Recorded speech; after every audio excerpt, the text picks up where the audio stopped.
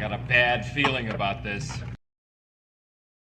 Well, hello there, Jerk Faces, and welcome to the Circle of Jerks podcast special Star Wars episode, just in time for May the 4th. May the 4th be with you. May the 4th be with all of you.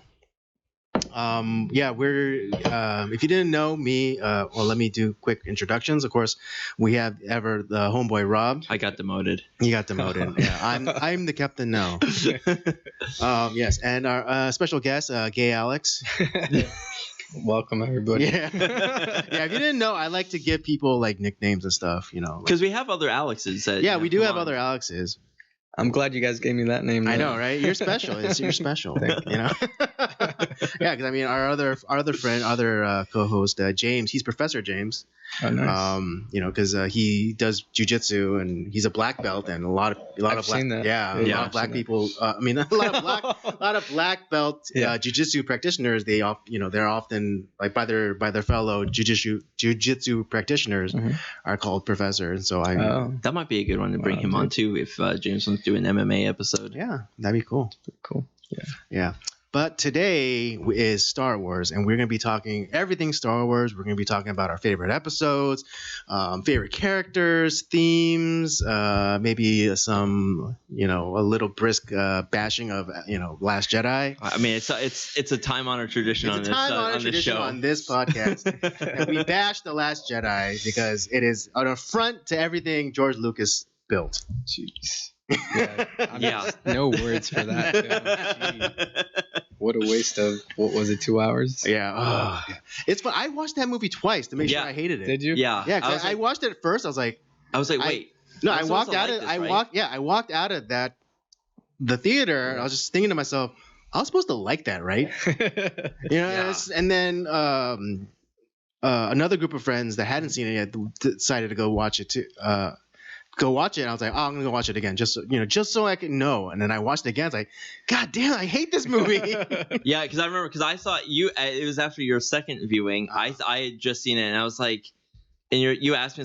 I was like, I don't know. It's okay, I guess. And I was trying to be nice, and then it was like, no, dude, it sucks. And I was like, and then I was like, all right, well, I'll watch it again, and I'll just like, and then like all the things that you hated about it, you vented at me. Yeah. And then I watched it, I was like, he's right. Right? He's he's right. I'm right. This sucks ass. Yeah. Like, another trope on this podcast, I'm always right. So well, if they don't know, as we know, that isn't the right Skywalker that we know, Luke. God, everything about that character. Thank you. Yeah, Jeez. it's wrong. Dude, I know everything that we thought we knew about. It was like completely torn out of that supposed Luke Skywalker. Oh my God. And it's like it was a stranger. If you compare the end of The Mandalorian season 2, right? That Luke compared to what it became. Oh my God.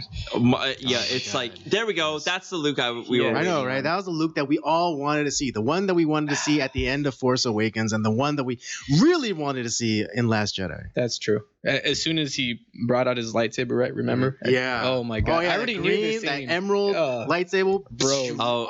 Rogue One. I was just like, oh, there it is. And also probably the best scene of that movie too, at the end of Rogue One, with Vader when he pops up. Oh shit! Yeah. That's exactly what I thought. Right? Yeah. Well, no. Exactly. I think that was intentional. Oh. I had to look it up afterwards, and a lot of people were saying the same thing, and I'm just like, I knew it. Yeah, it was intentional. You cannot see that. You cannot see that scene where Luke is like decimating those dark troopers, and then not think of that scene in Rogue One where Vader's like walking down, he's like just messing up rebels left and right. God damn, dude, that was a great. Well, and that's the thing. It's like when Disney took this whole thing over.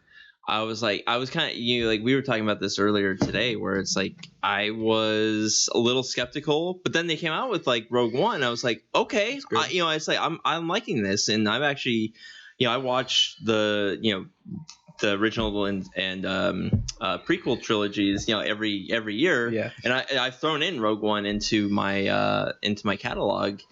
I was like, all right, I'm on board. And even Force Awakens was good. I was like, okay, obviously they had to do a little bit of fan service, but they're have our fun old characters, and then we're also introducing these new guys. It's fun. But there's also leading into something. Right. And then Last Jedi comes like, oh well, fuck that shit. We're gonna do it's Ryan Johnson decided to just go rogue and just do whatever the fuck he wanted with Jesus Christ. But I will argue that if Force Awakens was like kind of in a relay race, that portion where they passed on the baton, right, they totally fucked that up.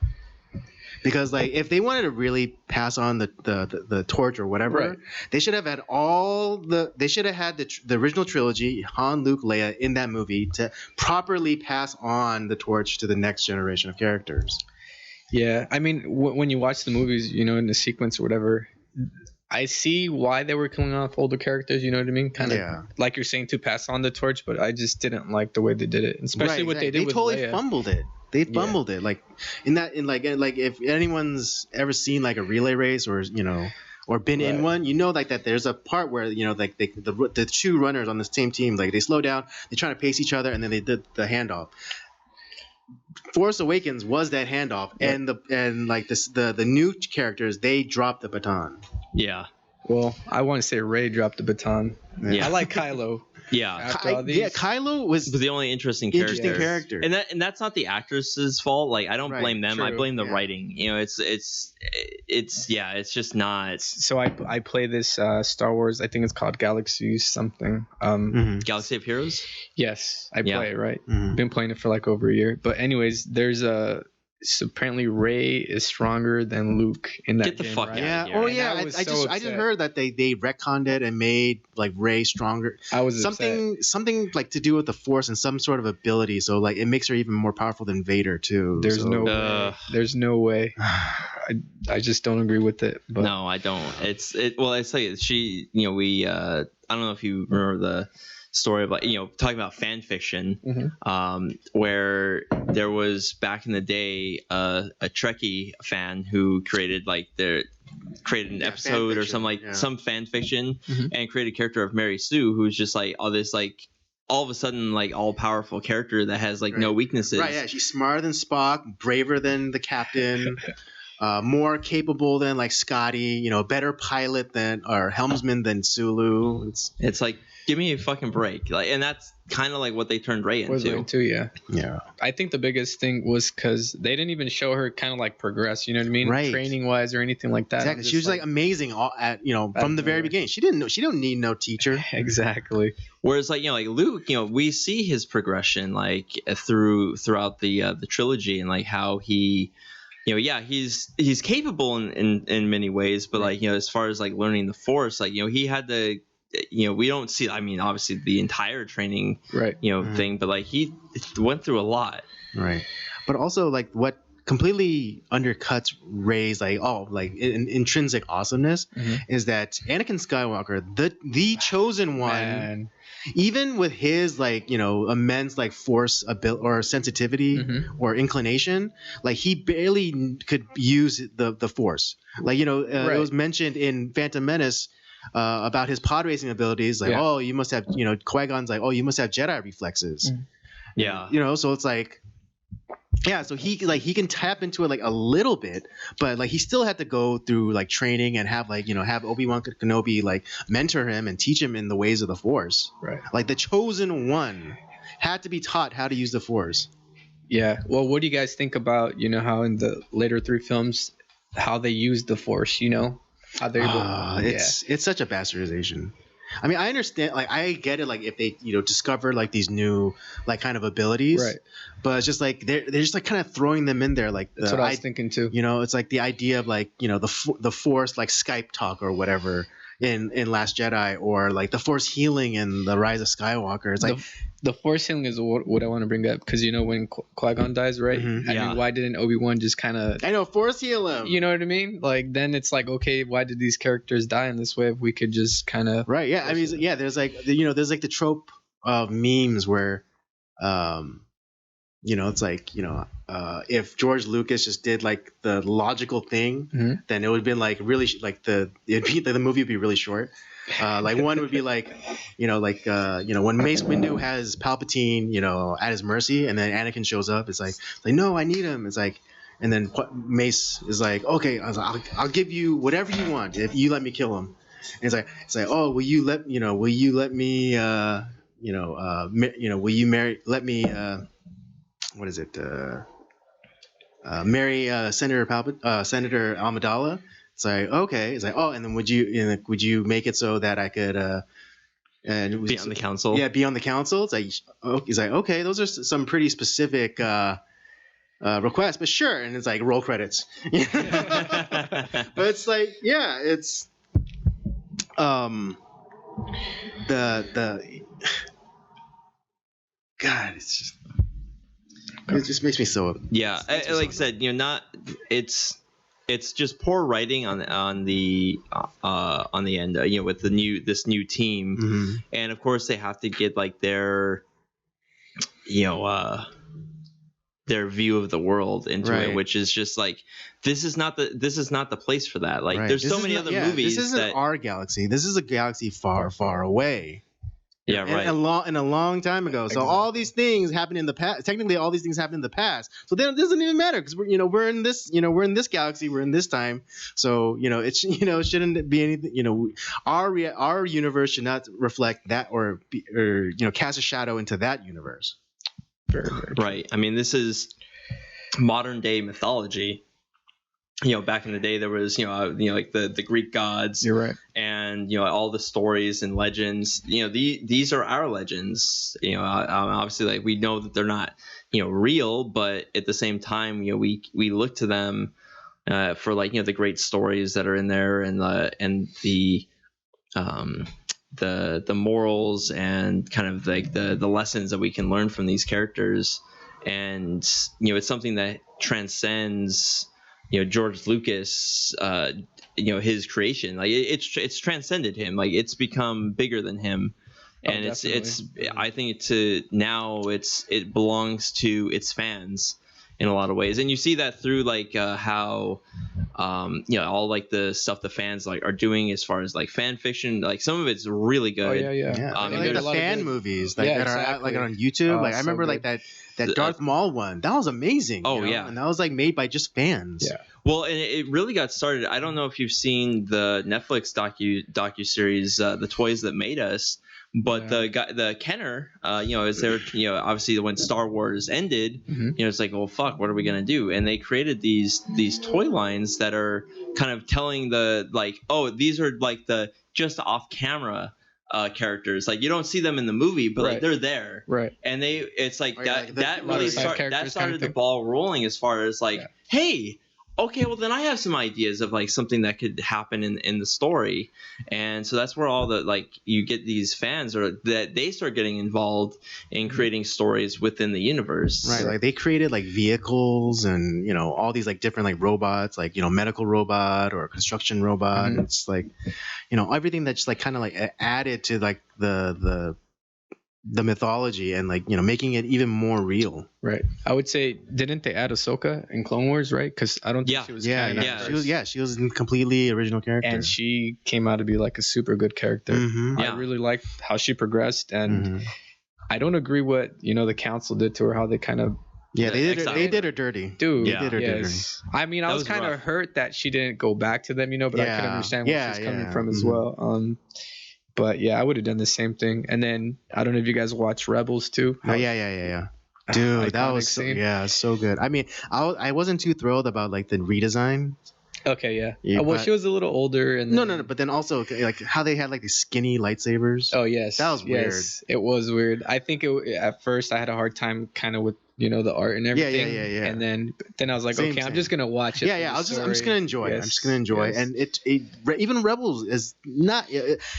It's not Clone Levels, Clone Wars tier, right. But it's good. Close enough. Yeah. Well, I'll say for the story, it's pretty good, but those iconic moments where Maul comes back or you see Vader and things like that, there's, I want to say maybe like 5 episodes where I'm just like, it kind of brings back Clone Wars and things that happen, and I'm just like, oh my god. I mean, they brought back Rex as an old man. Yes, they did. Yeah, that was amazing. Well, and that's interestingly, I just really quickly, and I think if they had had the balls to do this, but they already did it in Rebels because because I know you really like Kylo Ren because of his, instead of the pull to the dark side, he has a pull to the light side. Yeah, I thought that was interesting. And I think a really good version of that was done in Rebels through the character of Ezra Bridger, because in I forget what season, like one of the later ones, like 3 or 4,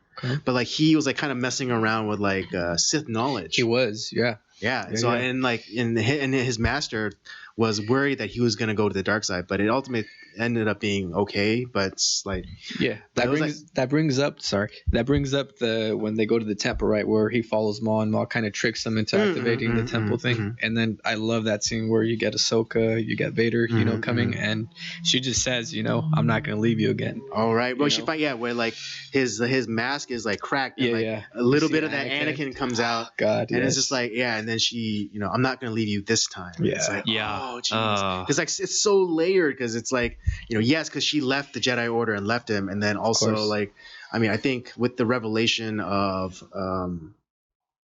what is it in the conclusion to Clone Wars, where he thinks that she died. Oh yeah, that's correct. Yeah. Well, and that's the thing is like why a lot of people at the time when it came out, they hated the prequel trilogy. It's like, fuck Phantom Menace, all this stuff like that. Right. And I think it was, especially for me, like I really hated Attack of the Clones for like a long time. Okay. But then, as much as you hated sand. Yeah, exactly. As much as I hated sand. But then like, I think as time had passed, and obviously we got the Clone Wars, is like, wait a second, okay, wait.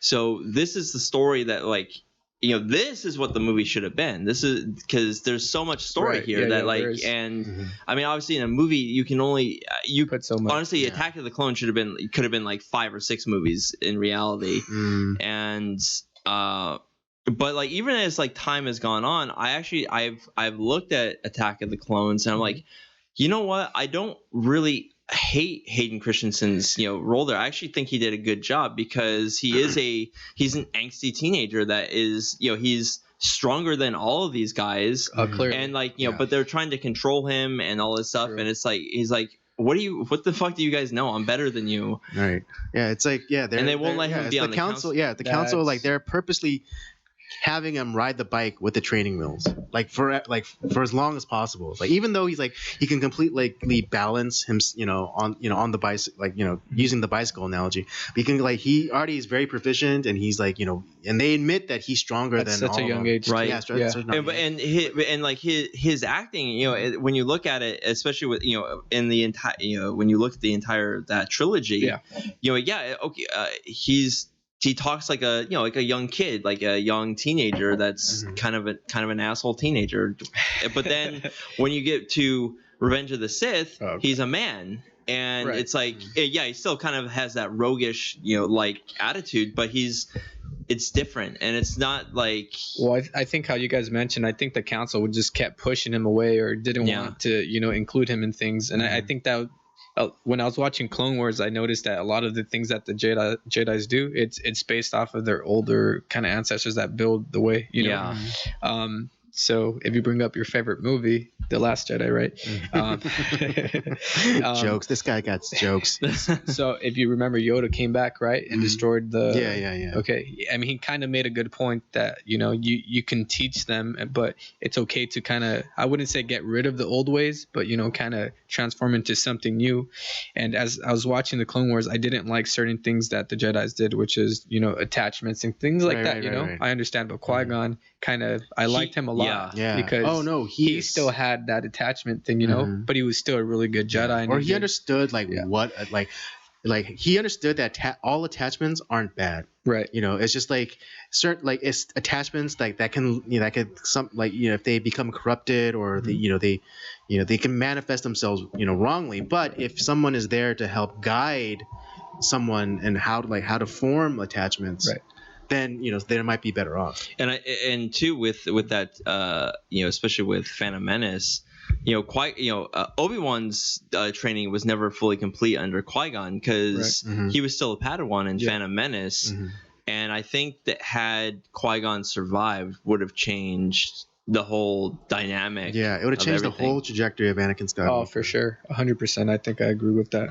I mean, it would have just. I think he would have maybe convinced the council to kind of bring them in more. You know what I mean? Because I mean, he would have been like, okay, there's certain attachments, and he kind of would have backed him up in that father figure, because I feel the council just completely like kind of pushed him away in Revenge of the Sith, and that's kind of what led to his destruction kind of thing.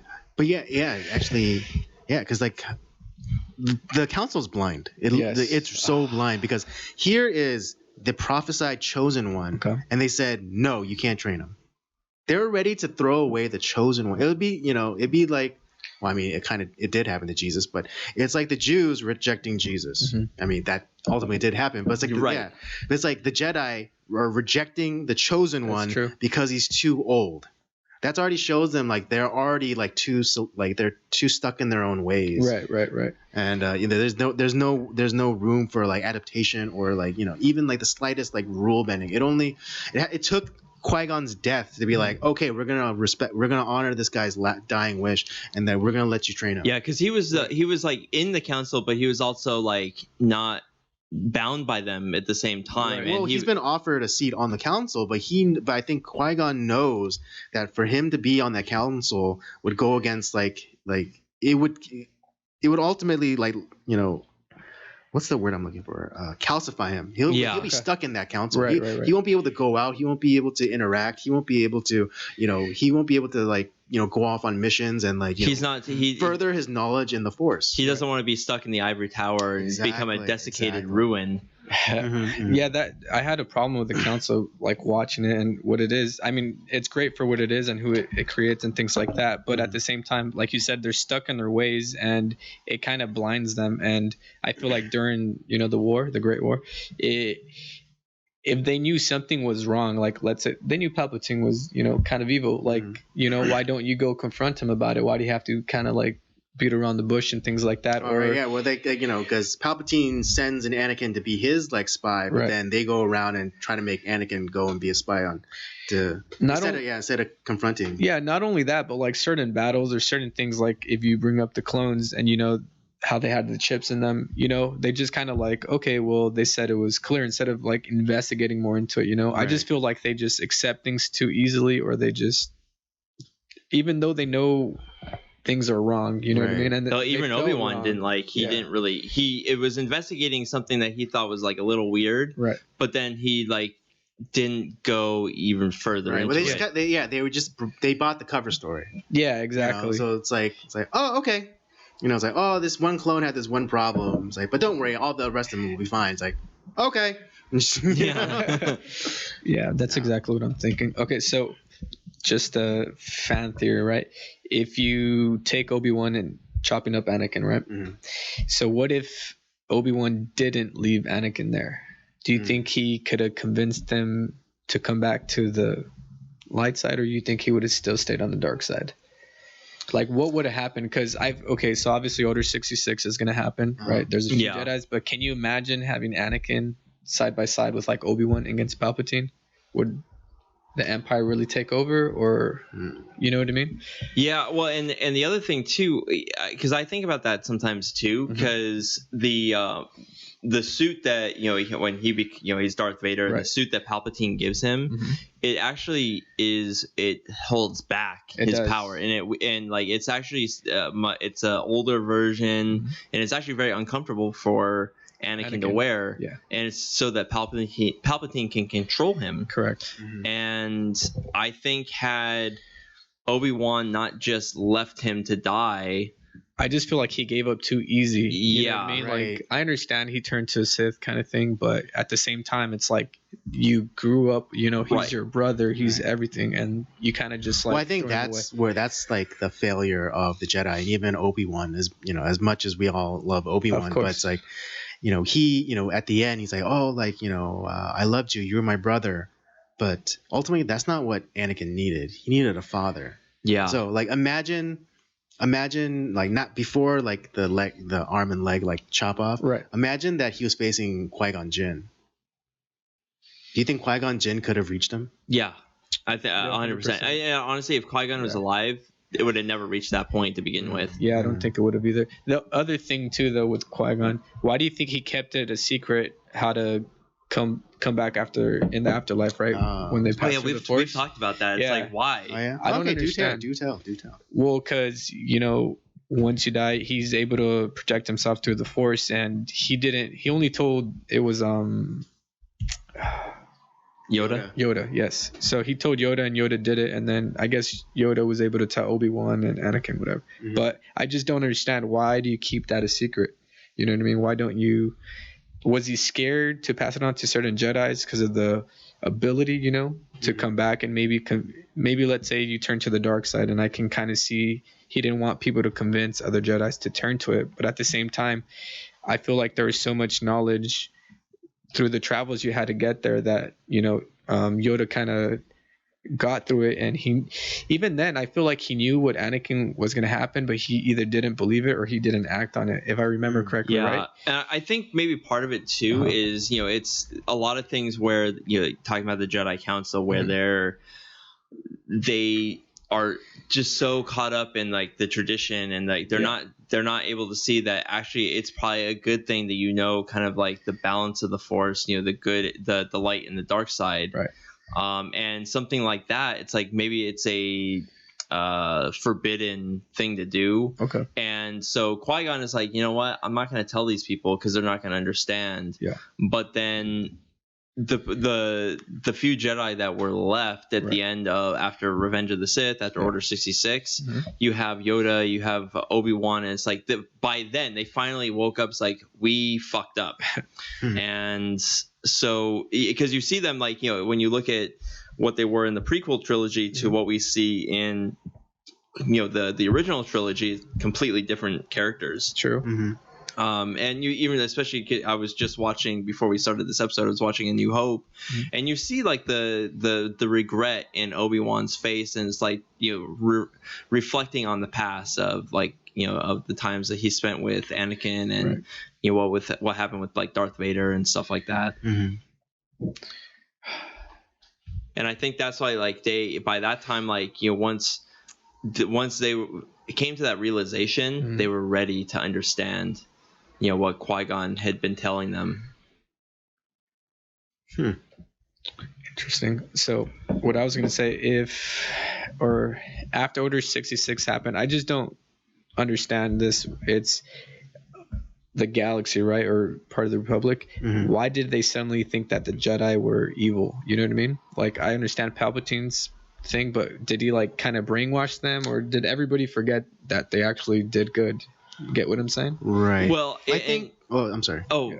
I mean, it's kind of like how I look at like there's a lot of times where you get these evil regimes that come into power, and they scrub history. Like, I mean, it's just like they will, or they create what's the word I'm looking for? Like where they pretty much like they either get rid of it or they change.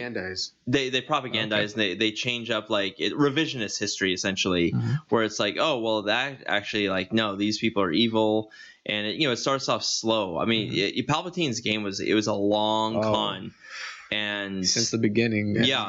And he. Yeah, I mean, if we were to believe it, then he if he was the one that even created Anakin. Oh, that's true. Yeah. There's a lot of theories that he, since the beginning, even he was ready. Anakin. Yeah, that's true. But I mean, so it's very possible. Palpatine's a very smart guy. Right. He's been working at this for just like little tiny bits here and there, and it's probably more of setting things up, making the Jedi look bad, and he like it was once that like. Once Mace Windu like finally like came to, oh shit, we gotta like do something about this guy, and then he confronts him, and he uses he uses that whole Palpatine manipulated that whole situation to make the Jedi look like the evil. Oh, okay. Yeah, I can see that. Yeah, I mean, even consider what Mace Windu says to Anakin about Palpatine. he says, "Oh, he's too powerful to be Kept alive. Yeah. which is exactly the thing that Palpatine said about Dooku right before he ordered Anakin to kill Dooku. But to kind of double back on like how could people be so stupid into thinking that the Jedi were the bad guys? Right. I believe this is like kind of like what is it? Legends material, I think. Okay. But I think Palpatine was like kind of manipulating the media, or like their version of the media, and so like they would he would only let their version of the press to put out like the bad news about the Jedi. Oh, the Jedi, lost this battle and lost this many clones and this many, this many like tanks and da da da. And so like slow and it kind of shows, in the final season of Clone Wars, where like that kind of like middle 3 episodes of the Ahsoka story, where people in like the lower levels of Coruscant, they didn't have such a hot view of the Jedi. That's true. And so like that could have been Palpatine like manipulating the information, like letting them know it's like, oh, the Jedi don't care about you. Look at them, they live up in the upper levels. They have this huge temple. They don't want for anything. I mean, if you want to say like they live off of taxpayer money and I'm just a senator from like little old Naboo, what do I know? But it's like, I mean, if you want to think about it that way, it's like, like the Jedi, like they're supposed to be a completely different, they're supposed to be a separate entity from the Republic, but then they ultimately became like agents of the government, and so like they're probably subsidized to some extent. Yeah, no, you're right. I think they did mention it, that the Jedi, it's supposed to be these peaceful people, and then all of a sudden the war happens, and Mace Windu even says like, "Oh, we're keepers of the peace, not soldiers." Exactly. Yeah. So, but they kind of did look like soldiers, if you know, kind of how you're making sense, where they would go do the battles after a while, and they did lose that like peaceful side of them, that. Right, like Ahsoka, like she'll never be like, if she stayed with the Jedi Order, and like let's say that in an alternate universe the Republic wins and it stays a Republic and all that, and Palpatine's arrested and yada yada. Yeah. She wouldn't be a Jedi like pre-war Obi-Wan Kenobi. She'd be a war hawk. She'd be a warrior. That's true. She like there's no more like this kind of like quiet contemplation like Yoda stuff where like she goes and like she meditates and tries to become one with the Force. She'll be going and practicing her saber forms.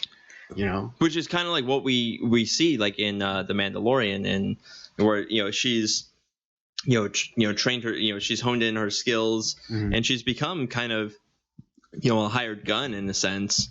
Right, and even at the end of Clone Wars, she even like kind of muses about that on her way back to Coruscant with Maul. She's like, all I've known is war. Right. So it's like, how could I have been like a peacekeeper? Exactly. When all I've been is a warrior my entire career as a Jedi. Do you think that's why she couldn't take Grogu? Because she didn't know how to kind of train him to be that peacekeeper at first, or maybe, you know what I mean? Like, that makes sense. Yeah. It's like, I'm not the one to train him. Yeah, that does make a lot of sense. Yeah.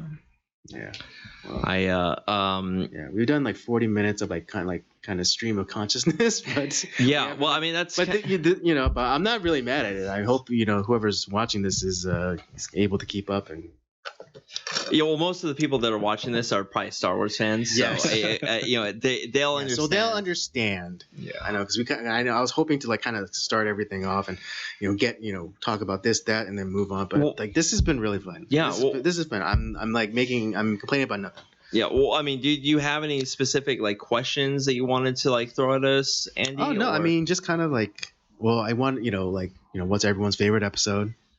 As far as like movie episode? Yeah, let's keep it. Well, I'm an Empire Strikes Back guy. Yeah, that's my favorite. Just because I think that's where really the story starts to come out.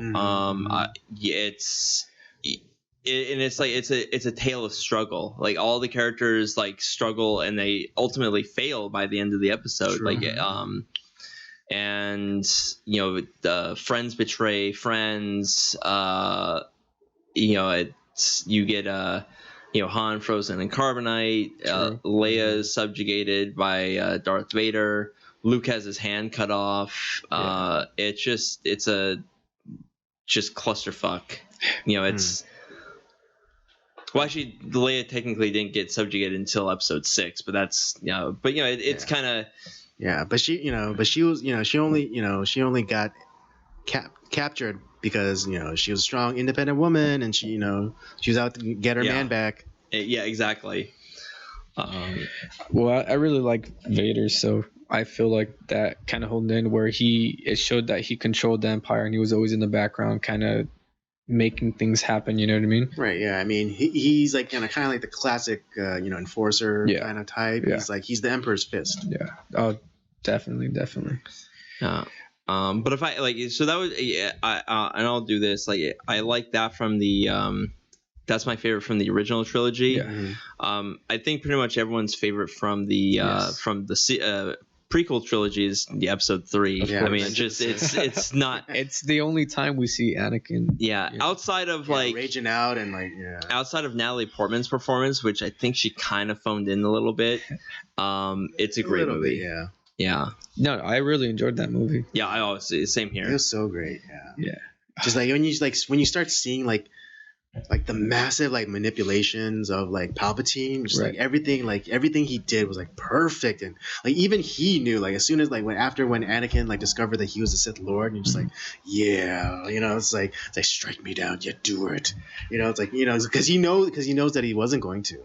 No, it's true. So that's how much power he exerted over the entire situation. From what I know, Palpatine can actually see different kind of futures, depending on the actions he does. I mean, how do you beat that? If you already know what's going to happen if you do certain things. Then it kind of plays into this idea that they're, I think, playing around with for the sequel trilogies, particularly episode 9 with this room off the throne room in the Death Star, where it's some sort of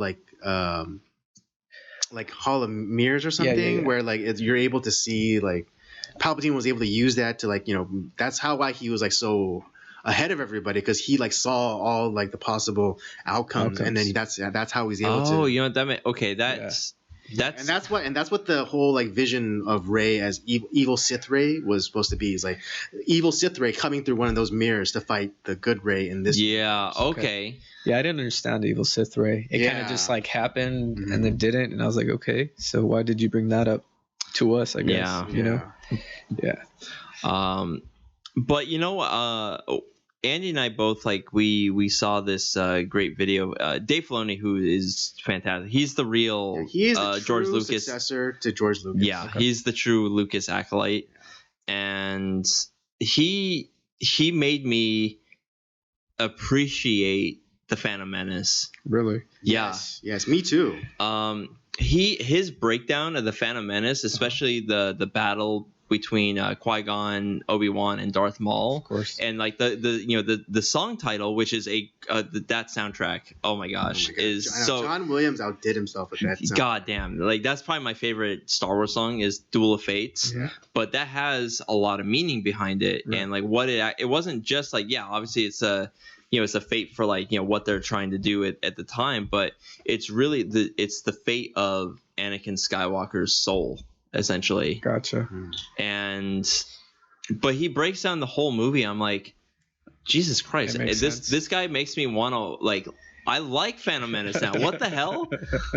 Right, because what Dave Filoni points out is that Qui-Gon should have been Anakin's master.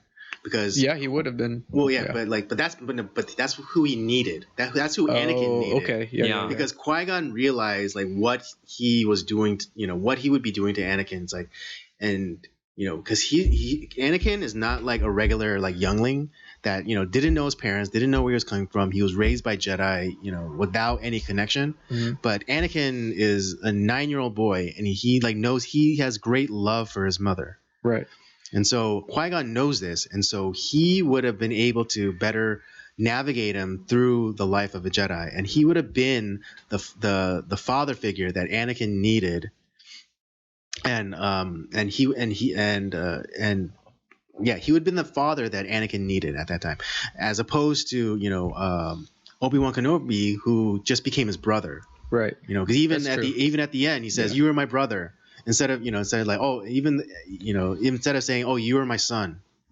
Yeah, because I mean, he technically did raise him the whole time. Exactly. I mean, from he was 9 into his adulthood. Mm-hmm. True.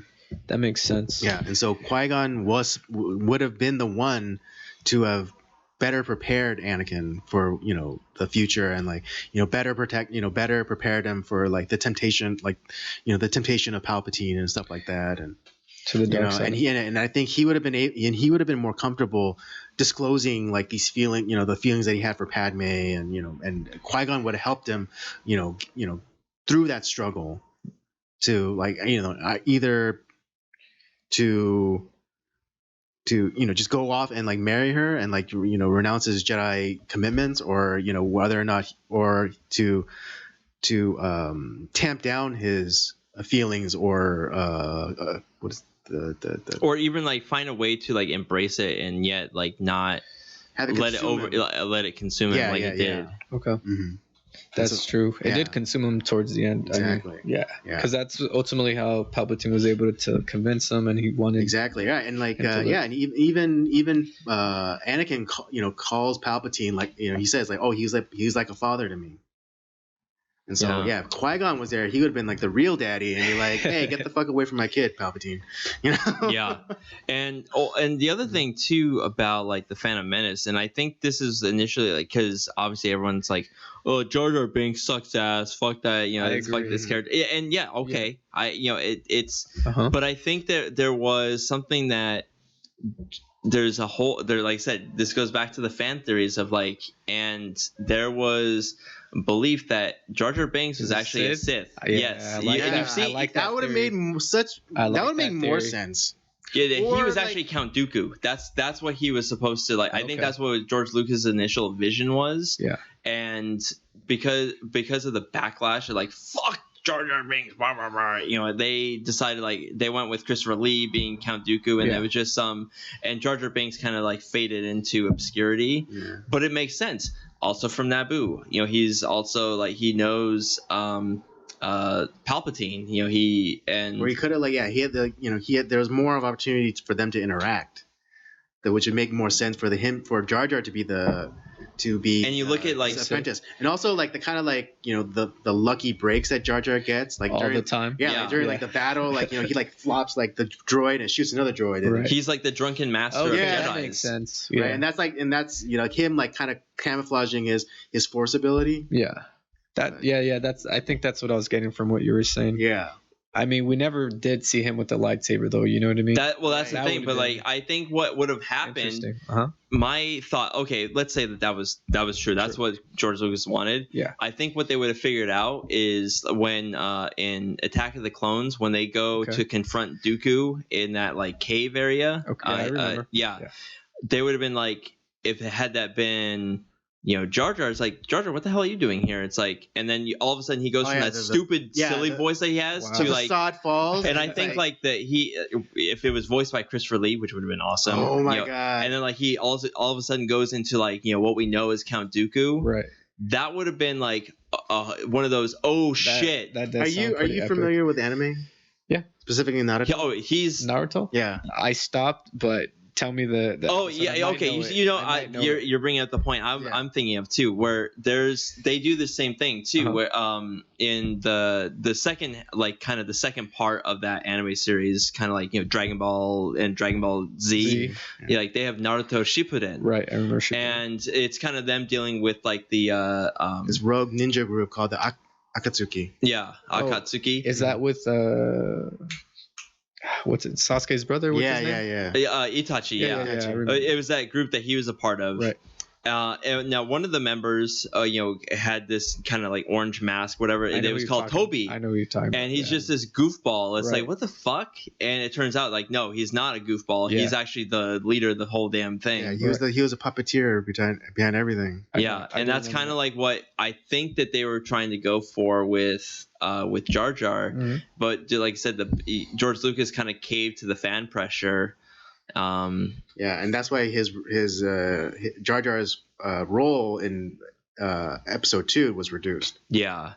But also, interestingly enough, there's this weird look, like this weird, like kind of like satisfied look that Jar Jar gives after he, puts forth the motion to grant the High Chancellor emergency powers. Yeah. It's like this weird kind of like self-satisfied look where it's like, yeah, fall into these traps. Yeah, all his movements, Right. all his actions, like it's like it looks like it's just, oh, I'm a dumb It comic does look like relief. that, It's like, yeah. but I don't think that's what was really happening. It's kind of true. Like, how dumb can you be to get that lucky every time as well? You know? Exactly. Yeah, that makes sense. And I think that would have made the prequel trilogy let's say they okay, you handle all the fan backlash, like let them talk, let them do all that stuff, Right. but you stick to like your guns. How many people would have been like, oh My God. fuck, Yeah. that that would have been, like you said, with Empire Strikes Back, the whole like Darth Vader being Luke's father. Yeah. That would have been that same type of moment in episode 2, where it's like, oh, what the heck? Yeah, exactly. This shitty character. I would not Yeah, have oh seen my that coming. god, yes. Do you imagine how many people would have shit their pants and like how awesome that would have Dude, been? like how epic would it have been if Christopher Lee did the voice? That's what I'm saying, because Christopher Lee, he's got that iconic voice, and it's like he's a badass. Right. Oh, that would have been, like I said, that would have been the Empire Strikes Back ending moment in Attack of the Clones. Mm-hmm. So we would have had both of them at that moment. We would have had Vader and Jar Jar. Yeah, Jar Jar would have been like kind of like another, kind of like that same type of character where he was kind of along with Palpatine, kind of pulling the strings. He's kind of his, the rule of two, with the Sith. Mm-hmm. Yeah. And that would have been awesome. I really wish it would have happened. Maybe somebody should make a fan theory film. Because I've seen a few of them, and they were talking about that too. Where there was essays written about that stuff where I was like, this is pretty good. And and you look at all the videos, like I think it's highly plausible that that's what was going to go on. Yeah, because he did have the eyes. Yeah. Oh yeah, the Sith eyes. Yes, exactly. And I was like, okay, I like you said, I think we would have just been blown away by that because I would not have expected that. Nobody would have expected that shit. Jar Jar Binks? And then all of a sudden he drops it like in that deep, like rich, like baritone of Christopher Lee. It's like, oh gee, Goldfinger himself. Yeah. Is it Goldfinger? Yeah, he was in Goldfinger. I think. Wait, no, he was Man with the Golden Gun. Man with the Golden Gun. Sorry, excuse me. Yeah. Also, he played Dracula. Oh yeah. He was the Hammer Dracula. Mm-hmm. Who he also chose, like in those films, to like have a very reduced vocal role because he's like, this script sucks, I don't want to talk. Oh yeah. I don't blame him. But it made it more like menacing. Yeah, that's true. Yeah, more mysterious. Yeah. But yeah, that's actually probably like my favorite fan theory that I really wish would have happened, because I think it would have. You still have the same story, but you have this whole like extra flavor to it that it's just you get that, like I said, who would have went. That's one movie, like I think if I could go back in time and watch Empire Strikes Back along with everyone, or like when everyone like on like opening night when after like, and having that just like mind blowing, like, what, Darth Vader is Luke's father? What the fuck, I didn't see that coming. It's like that would have been the same thing. I really, really wish that would have happened. Yeah. That would have been epic. Oh my gosh. Yeah. And like because the classic quote from George Lucas when he was doing the prequels was like, oh, it's like poetry, it rhymes. Like he's saying like like events like kind of mirror each other, but it's like it's not the exact thing, but it's close enough, like the poetry, so it rhymes. And see that, and that's the other thing. Yeah, and it would have been perfect because it's like, here's a character that we already are established with and we think of in one way, and then all of a sudden the other shoe falls. It's like boom, and he turns out to be a completely different person. Darth Vader, would you see like this big, scary, menacing person? We find out that he's Luke's father. Well, and the thing is, because within the prequels, it's like, oh, Jar Jar, this goofy like side character that's just that kind of like happens his way through where like lucks him the way through everything, but then all of a sudden that the other shoe drops. It's like boom, he's a Sith Lord. It's like, whoa.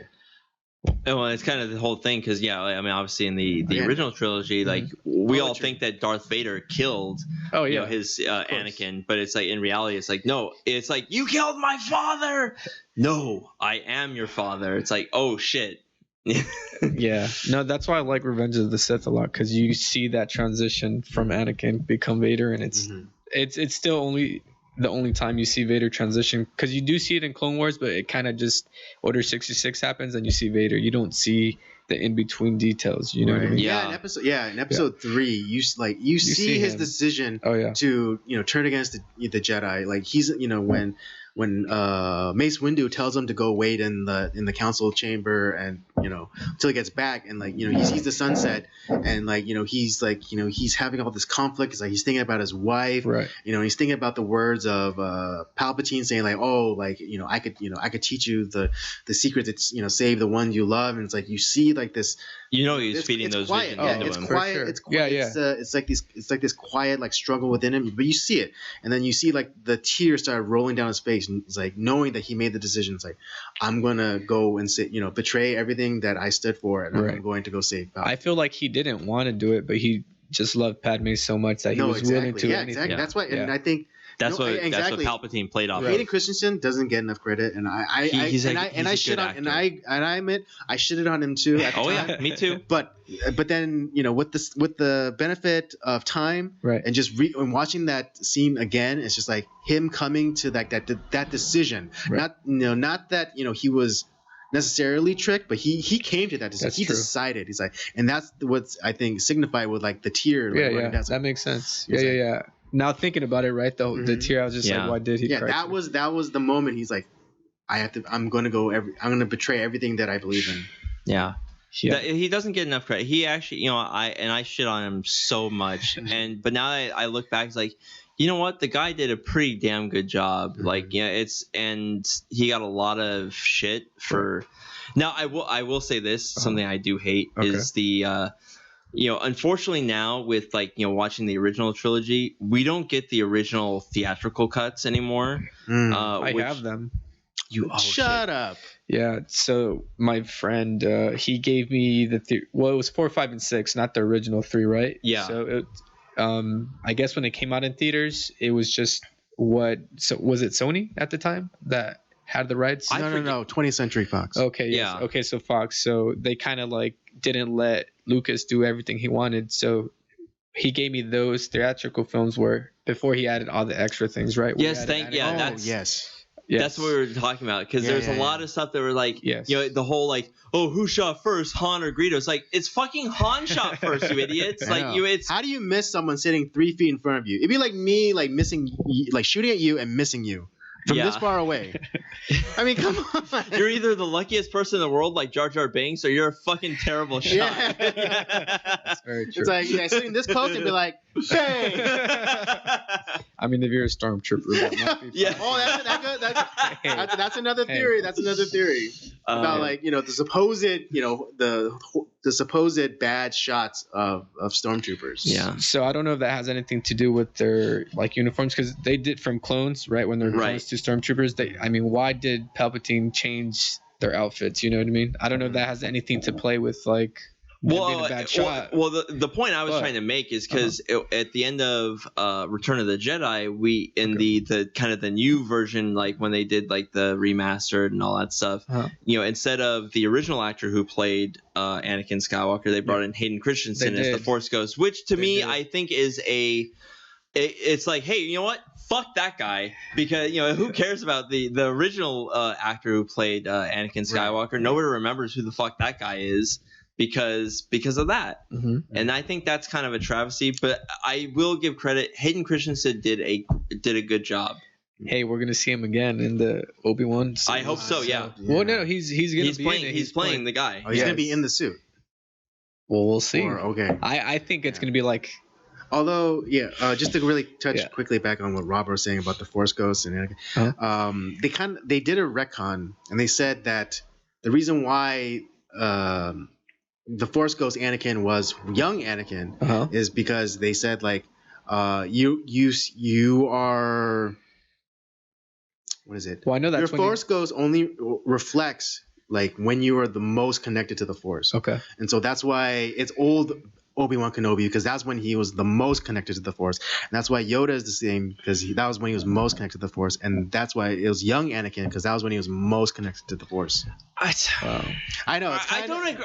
I just. It's kind of weak, I know, and it's a slap in the face of the original actor who played is like older Anakin. Yeah, I totally get that, but I'm just saying, like, that's the retcon that they do. I mean, outside of like people like us, of Star Wars, like new Star Wars fans, no one's gonna know who the fuck that guy was. You know, it's which is kind of a shame. Yeah. Sorry, you were bringing up another point that like about the new series. Yeah, it's gonna come out with Obi-Wan. Yeah. Anakin. Yeah, I don't know how they're gonna do it. I'm thinking maybe it's gonna be flashbacks with Obi-Wan. Because I'm just gonna bring up PTSD, but they went through war, right? So PTSD kind of thing. Yeah, and Anakin above anyone else. He's PTSD. He's living a life of regret, essentially. Yeah, and he's in it. Yeah, I mean, 100%. It's like he knows he fucked up. Mm-hmm. I mean, like you said, he gave up on the chosen one, and I think he gave up too easily. I understand what Anakin did was wrong, but I just feel like maybe if you wouldn't have left him there, because Palpatine came back and saved him, whatever, just even incarcerate him or something, try to like work with him a little bit, the whole point of the justice system, whatever, is to rehabilitate people, right? Technically. And I feel like maybe you could have done that with him, and if you couldn't have convinced him then, maybe with time or something like that, show him that his kids are alive, or maybe Padme would have survived, knowing. No, Padme wouldn't have survived. See that I think, like I said, Padme had to die. You think so? No, but see, she gave up because she gave up of like what, like, that's right. She gave up like her, she would have been fine, because those visions, that was all to me. That was fed to Anakin by Palpatine. Okay. Yeah, because like you said, what you were talking about, like how he's able to see different futures, and so he was. And he's a kind of giving him these visions, and like where it's like it's drawing Anakin more towards him, and so like kind of being able to manipulate his mind, against the Jedi, and making him his like kind of his acolyte. And like I think had like it just like none of that had happened. I mean, she may have had some complications. I don't think she would have died. Yeah, it was like what was it described? It's like she had lost the will to live. Yeah. So she didn't she didn't really care if she lived or died. Well, I think because she was so distraught at like Anakin turning to the dark side. I think they're just so connected, because the thing, Anakin would have still done anything for Padme, and vice versa. I think it's what it's showing there. And interestingly enough, I forgot who did this, but they did like they did a side by side, and Padme's last breath segues into Vader's first breath. Oh shit! I didn't think about that. As soon as the mask like seals, like, and you like it's like it's like, and then you that happens exactly after and then like the first heartbeat is like after her last heartbeat. That wow. I have to go back now and watch that, but if that's the case, dude, that's awesome. That's like, it's so tragic though. It's like. And was that a machination of Palpatine, where like he to keep Anakin alive, he was siphoning off like her life, could be force, so that Vader could live. Yeah, I get what you're saying. That's true. It's just, but I'm looking forward to the ObiWan miniseries. Just Ewan McGregor, great actor. Yeah. Doesn't age. Dude, I know. I'm just saying. Have you watched Did you watch Dr. Sleep? Yes, by the way? Dude, that movie was great. Looks good. Yeah, we did a movie versus movie review with The Shining and Dr. Sleep. I think they did really well, especially when they go back to the hotel. Like, goddamn, like the directors, like, wow, they made it look like it was still there. Because that director he was in a lose-lose situation. Do you piss off the Kubrick fans or do you piss off the Stephen King fans? And he towed that line so perfectly. Like it was a great movie. So what do you think that show is gonna encompass, kind of thing? What do you think it's gonna show? So from what what I'm hearing, what a lot of people think it's gonna be.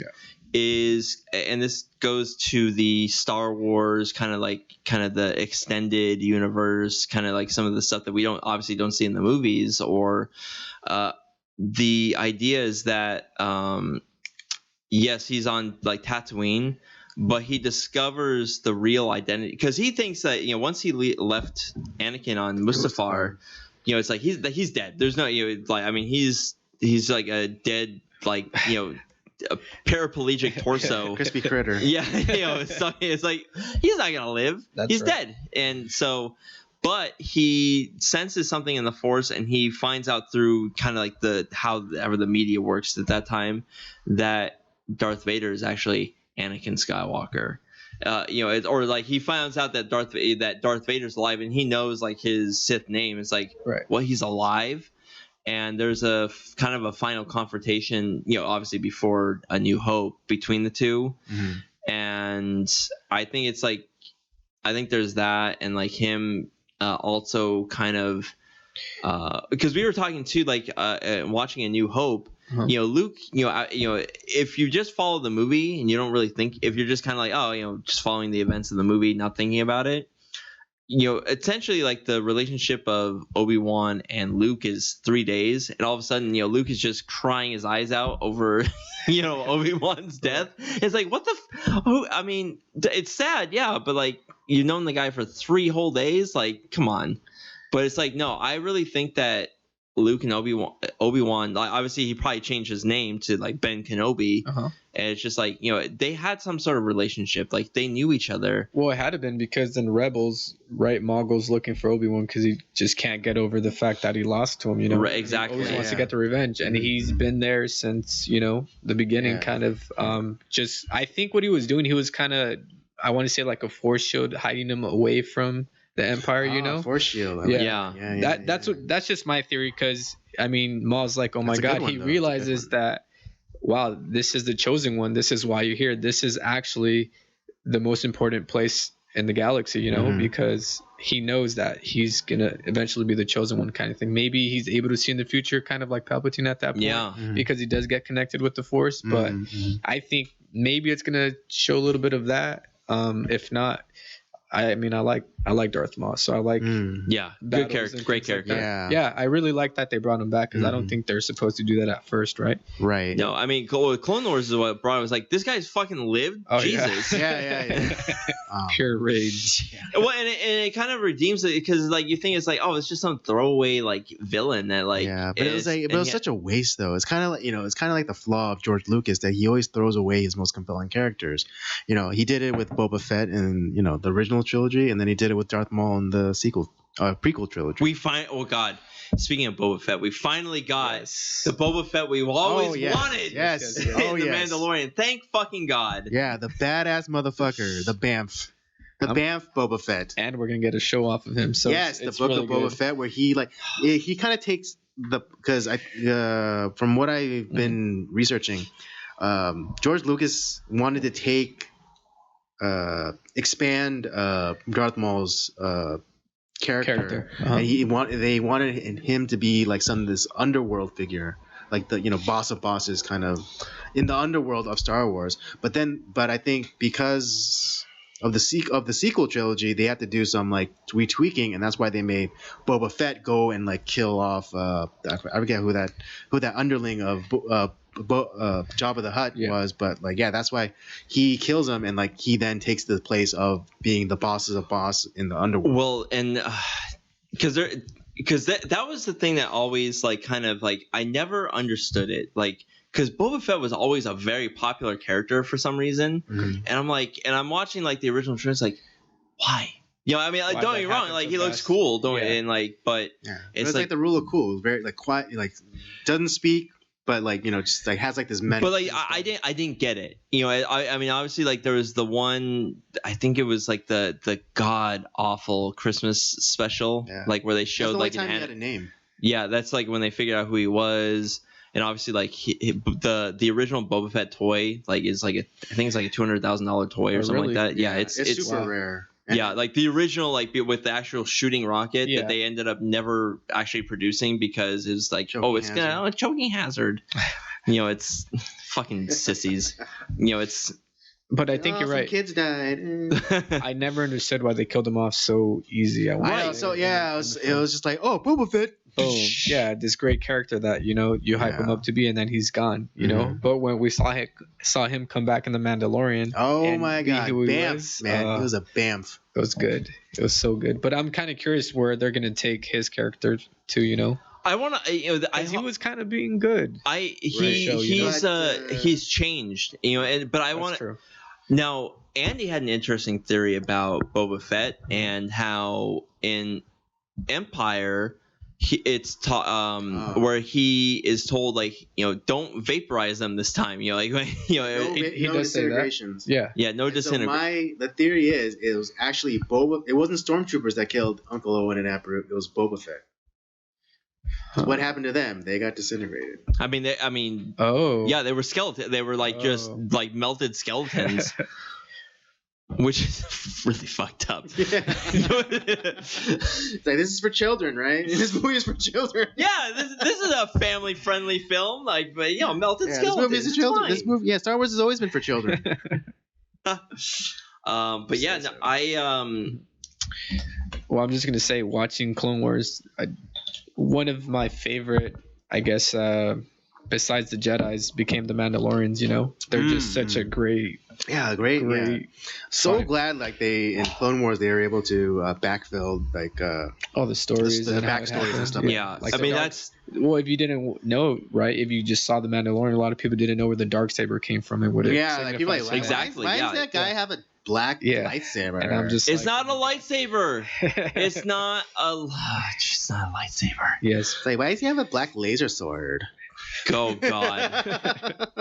No. But yeah, actually, I think it was Film Thirst, the YouTube channel. They did this thing where they said the Darksaber is more powerful than a lightsaber, just because of the fight between was it Moff Gideon and the Mandalorian? Yeah. In the season finale, right? Where Mando was using the Beskar spear, and Gideon was using the Darksaber, but when the saber landed on the Beskar, it actually heated it up, and it probably could get to the point that he could have melted. It could have melted it through.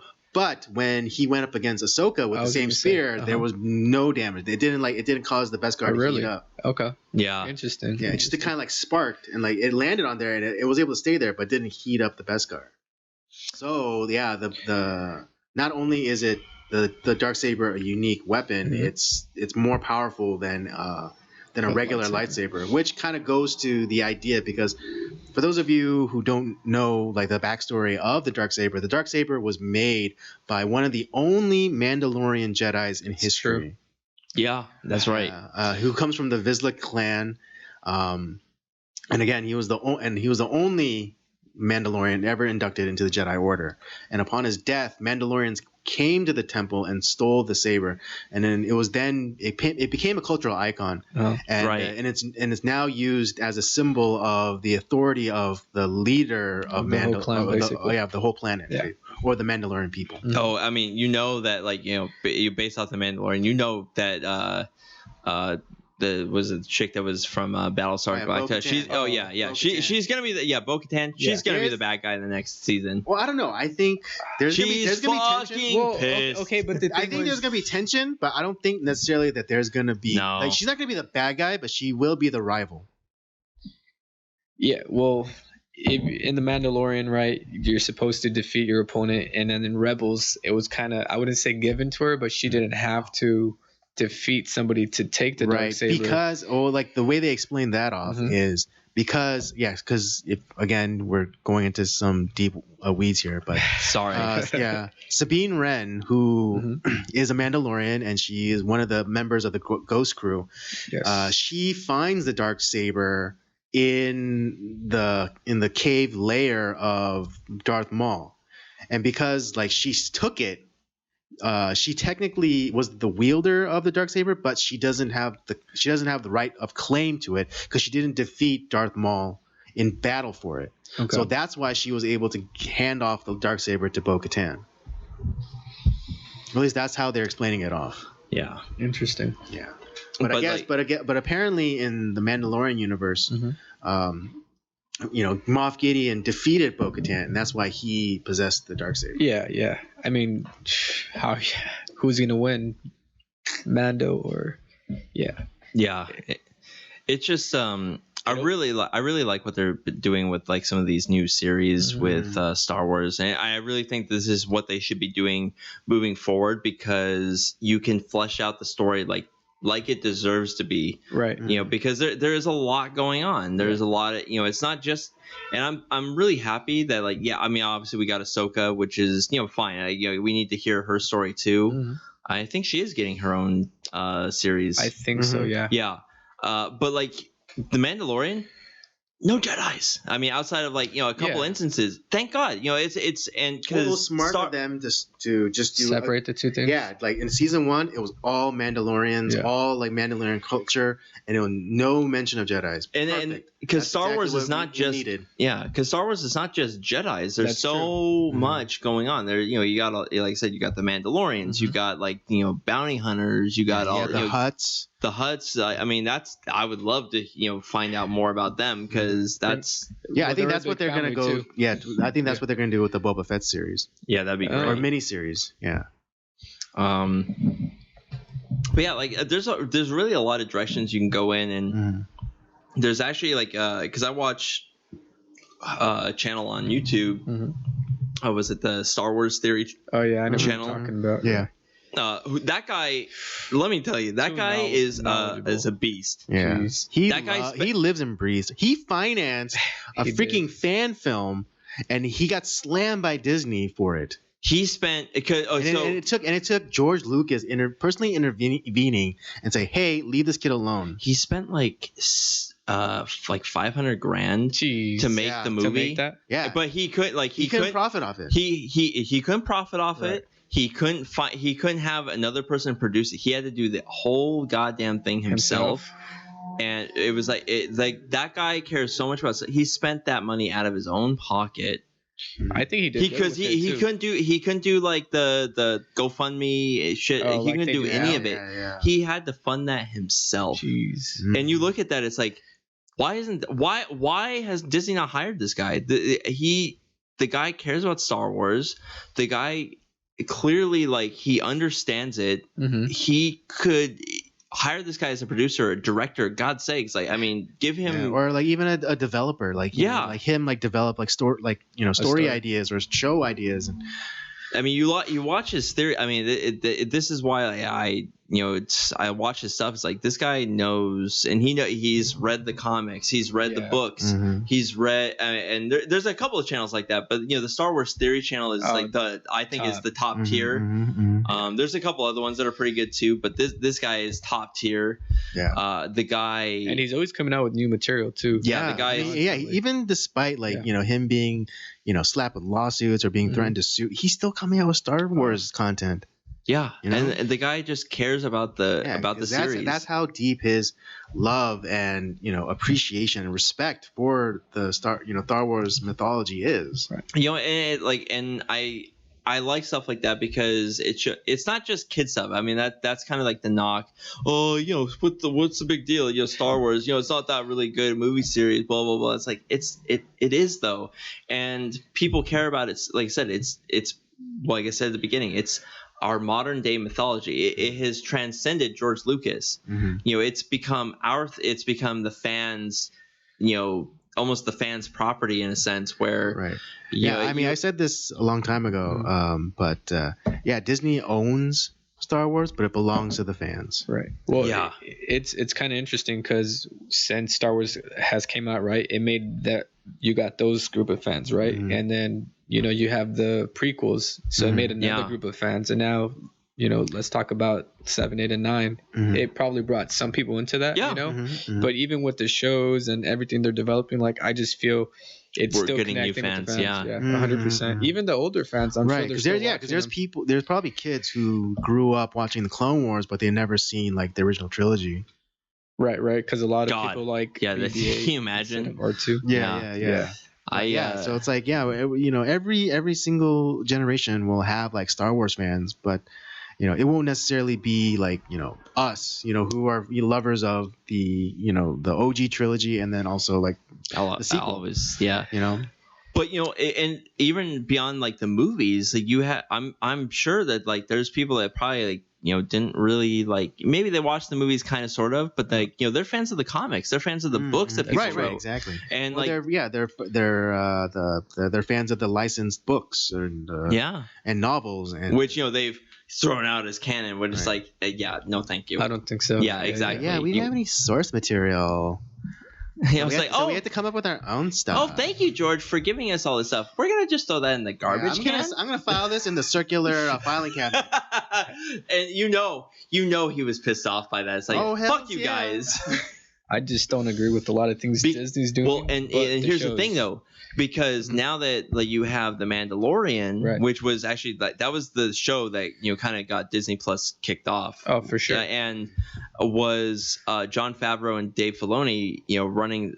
Who they brought in? They brought in George Lucas. George Lucas is helping them with that show. That's why it's so good. Ever done. The smartest thing anyone's ever done. And the thing is, because George Lucas isn't necessarily the best writer, right? But it's his baby. It's his vision. 100%. He's thought about this stuff. Yeah. So why don't you bring that guy in? Because he has so many ideas, right? And you give it to guys that like Dave Filoni. That guy knows, right? He is the George Lucas successor. He's the real successor. And Jon Favreau, who is a brilliant director, by the way. Yeah, Jon Favreau is just a brilliant, like, creative in general. And you throw those three together, that's why we get like the show that we have. I love that meme that's been going around where it's like these two kids playing like Star Wars toys. It's like, Jon Favreau and Dave Filoni hard at work coming up with new Star Wars content. Dude, seriously, it is. Oh man, I'm really looking forward to we have all these like great Star Wars shows because there was that Disney show or expo show that they were doing talking about like the new material that they're coming out with. Right. You know what was everything other than like the Star Wars and Marvel stuff looked like fucking garbage. Like to be honest, I'm not interested in hardly anything that's coming out like Disney wise, but some of the Star Wars stuff, although they kind of canned the whole Gina Carano Rangers series, of the New Republic, which I'm kind of pissed off about that too, as I'm sure Jon Favreau is. Oh, well. I'm sure he was like throwing shit in his office. Oh, because he specifically made that character. Yeah, he created for that. her. Yeah, and God, stupid cunt. Yes, I said it. Who are you talking about, Andy? We're all thinking it. I'm just the one with the balls to say it out loud. Yeah, Kathleen Kennedy sucks, and she is saving her ass big time right now. Oh yeah. Trying just recently, there was like this drop from like a supposed insider saying, "Oh no, everything's great between Kathleen and John. No, they're on really good terms." No, they are not. Oh yeah, there's like like that. Yeah, Kathleen Kennedy. Yeah, she knew the studio was getting Disney was getting too much involved in the Rise of Skywalker, and there's actually a 4-hour JJ cut. Oh, with a true vision. And a 4-hour JJ cut sounds a lot like the Snyder cut to me. She was definitely trying to pull off. She was trying to definitely siphon off some of that Zack Snyder. This isn't what I wanted. This isn't. I told him something completely different. Yeah. She sucked off Steven Spielberg to get that job. Yeah. God. In between getting him coffee, of course. And we've been demonetized. Whatever. But it's just.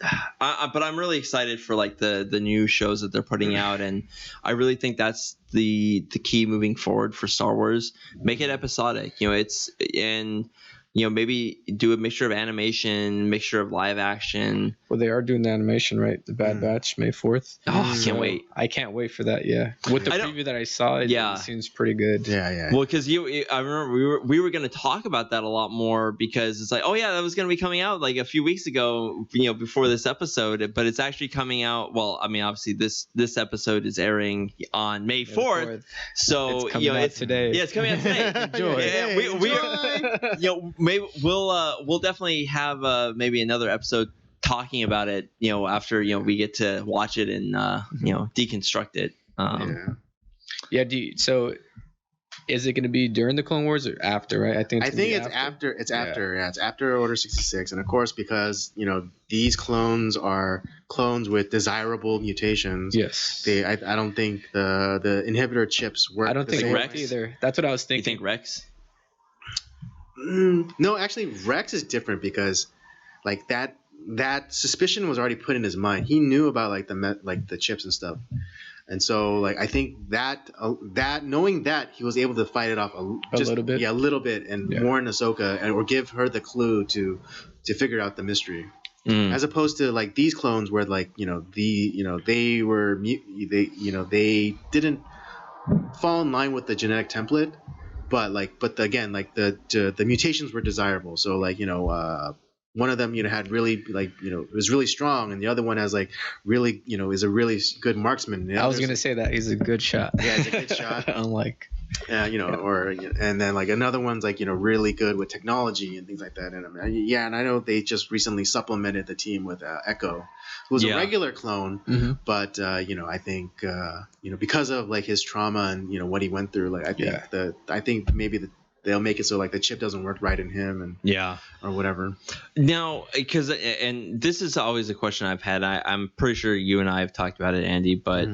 When it came to obviously you had the Order 66, the clones themselves, because they stopped, the Empire stopped using the droids, obviously, and it became them using the clones as the stormtroopers. But what we see in the original trilogy, those are no longer clones, as far as I know, right? In the original, no, yes, by the time of New Hope, and even I was gonna say he because he retired them like he did with Rex. Yeah, even in Rogue One. Yeah, because they talk about this in Rebels, where I don't know, it got too expensive to make the clones, and also because of there's no more because Jango Fett died, there was no more source for the genetic material. Oh, so it's kind of making a copy of a copy of a copy. Yeah, the loss, and then you get flipper stormtroopers. Yeah, flipper stormtroopers. There you go. It's clones 99. Yeah. But I'm not exactly sure that is the reason, because of it was too sensitive to create the clones. But for some reason they decided to switch from creating soldiers into just doing it the old-fashioned way and indoctrinating them and blah blah blah blah. Well, because then you also have what Force Awakens shows us too is they would actually with Finn, he was pretty much forced. Well, it was kind of like the Jedi treatment where they just take the babies at birth and then just kind of indoctrinate them into the military. Oh, but but then during the Empire time, it was much more volunteer. I see. Okay. Yeah.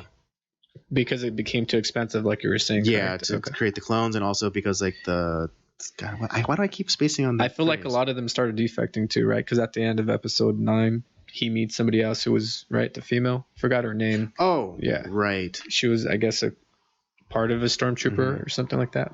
Right. She used to. Yeah, she was one of the children that was taken away, but she somehow broke through her, conditioning and escaped. That's what I was going to say. So, do you think they follow the Empire because they condition them to believe they're the good ones? You know what I mean? Or how do they see that? Okay, how do they defect away from that? You see what I'm saying? How did they break their conditioning? Yeah. That's a good question. Because with the clones, it was just okay, you're just programmed this way. But with them, if you're just stealing them, maybe because they're just brainwashed from such a young age, kind of like Mando, right? Well, yeah. And I wonder too, if maybe because with Palpatine running the show, did he have that type of power where he's just kind of manipulating things behind the scenes, where it's it's kind of he has. Not necessarily control over their individual actions, but as far as what you're doing is good, Right. It's because it's all about propaganda. Because if we take the example of Solo, when Han joins up, they have they use the Imperial March as official in as canon, as that's the theme for the Empire. And it's this, it's very rousing. It's do your patriotic duty, join up. That kind of thing. So it's So it's like any other kind of military where there's like, oh yeah, of course you're the good guys. Go see the galaxy. When go have sex with a green skinned alien. Yeah. Well, I mean, and that pretty enticing. And obviously, and I think at the time, what they were going for is they were trying to make the the Empire and the Stormtroopers, they're trying to make it look like kind of like the Nazis and stuff like that. Really? You think so? With the okay, well, going to Rebels, I feel like you see a lot of ambassadors and things like that, right? Mm-hmm. Well, it's a mixture of a couple things, because obviously, like the suits themselves were based off. And we're gonna talk about this later later tonight on our Nocturnal Transmissions episode. Mm-hmm. We're gonna be talking about the movie that inspired George Lucas to create Star Wars, which is Hidden Fortress. Yes. And it's obviously Darth Vader's suit as well as the Stormtroopers. It's based off of samurai armor. Mm-hmm. But as far as like the actual the regular military suits, it's like the very regular officer uniform. Yeah, it's very reminiscent of like a German officer's. I feel like a lot of, let's say, films or shows always go back to Germany. If you need something to show evil or anything. Oh yeah, like it's like 100%. Oh well, hey, evil. The Nazis were evil. Nazis, yes, there we go. Default, I'm done. Yeah, default bad guys. Just it's like color color correction Nazis. It's like can we choose a different can we choose a different bad guy? I mean, there's a lot of bad Soviets, guys. They're a bunch of assholes too. Yeah. The Imperial Japanese were not good. Stalin's body count. Don't sleep on Stalin's body count. Yeah, seriously. Actually, if you look at the body count, a little bit more than Hitler. Yeah, just a little bit more. Have you looked at Stalin's Cannibal Island that he created? Ugh. Yeah. Oh No yeah. way. Oh, dude, have you I'm gonna send you a link. Okay. Another great channel, Biographics, and it talks. He talks about how because he hates fucking Stalin too and the Soviets. Fuck those guys. I know. But who could hate Uncle Joe? Yeah, but he like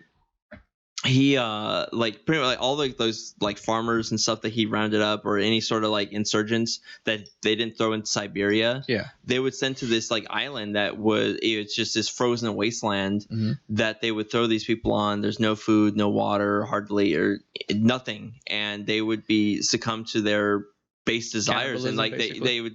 Yeah. It was Cannibal Island. Wow. And it's really fucked That's up. crazy. It's insane. Yeah. So yeah, that's just really quick side note. But that reminded me of an episode of one of my favorite sci-fi series. Was actually a spinoff called Stargate Atlantis. Oh, and there was an episode where there was this really quick background story. Humans of Earth, they find the lost city of Atlantis, which happens to be in a neighboring galaxy, which is like closer than another galaxy, but still very far away. But anyways, the main antagonist in that universe is called this alien race called the Wraith, and they have like this thing on their hand where it sucks out the life force of people, and that's like human beings are like their food source. Right. Anyways, the expedition team in Atlantis discovered this society where everything's perfect, there's no crime or anything, but they discover why that's the case, because they have set up this island where the Stargate is, and that's where the Wraith would come and get their food. They would feed off of the prisoners on that island. Jesus Christ. Wow. That's insane. And so that's why crime was so low. But then also but it created the deterrent became so good that crime went down super low, and so like people would be sent to that island for minor infractions. Oh, you looked at me weird. You're going to the island. I would definitely. It's like, is that hair out of place? Alex, you and me would to be the on island. Oh yeah. I don't know how long we'd survive, but but yeah, I mean, just really unnecessary. Yeah, but I mean, it's I mean, look, check out our Nocturnal Transmissions episode on that. That's after you watch this one. Yeah, I mean, it's gonna be fun. Because Alex, you haven't watched Hidden Fortress yet, have you? Not. Oh, dude, I'm kind of hesitant. You're in for a treat. No, dude, you're in for a treat. It's not a it's not It's not a shot for shot. No, it's not like Yojimbo with a fistful of dollars, where like Sergio Leone was sued by Toho for stealing the script, essentially. No, this is definitely an inspiration. Yeah. It's not a shot for shot thing. It's you see the tropes, you see like how the characters like, oh, okay, this is kind of like the Leia type character. This is the C3PO type of character, yada yada. But like it's like, oh, I see where he got his inspiration from. Okay, cool. It's one of those type of movies, and I think you're really gonna enjoy it. Yeah, it's gonna be on my bucket list. I'll watch it this week, if not tomorrow. When I have the time to. All but right. it's gonna be really good. I'll kind of just try not to go in there thinking that you're gonna see Star Wars. Yeah. But just be aware of like some of like structurally. You've seen A New Hope like probably a billion times, right? Times, yeah, exactly. So just think New Hope, and then like when you watch it, look for like, oh, you'll see the C3PO R2D2 characters. You'll see like the Obi-Wan. You'll see like the Han Solo type characters. You'll see the Leia type character. You'll see all those tropes and like you kind of like all that stuff. Right. It's kind of like the rebellion versus the Empire kind of thing. Yeah, you're gonna see that. No, that's good. I mean, if it created Star Wars, it's great, right? Yeah. Well, and even like because we've talked about this when we talk about the Mandalorian. We've talked about we see a lot of Yojimbo in especially that episode with Ahsoka. Yeah, that like there's scenes. It's like this is straight out of Yojimbo. It's and even in the first season, that one episode where it's basically Seven Samurai, but it's just Mando and Cara Dune. Yeah. The one with the villagers and like they're being. Oh, okay, yeah. Oh, that's totally Seven Samurai. Yeah, exactly. I kind of see that. Yeah, and because we might have you on for a couple more of our episodes through our East versus West month, just because you got to watch these Kurosawa films. They're great. You'll see the Star Wars references. Yeah, I feel like they just pay homage to like things that inspired them, to create these things and are still Lucas doing was like so on Kurosawa. He was all about him.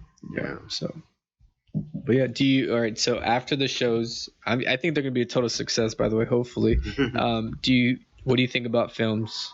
Do you think they're ever gonna bring them back, or they're just gonna stop?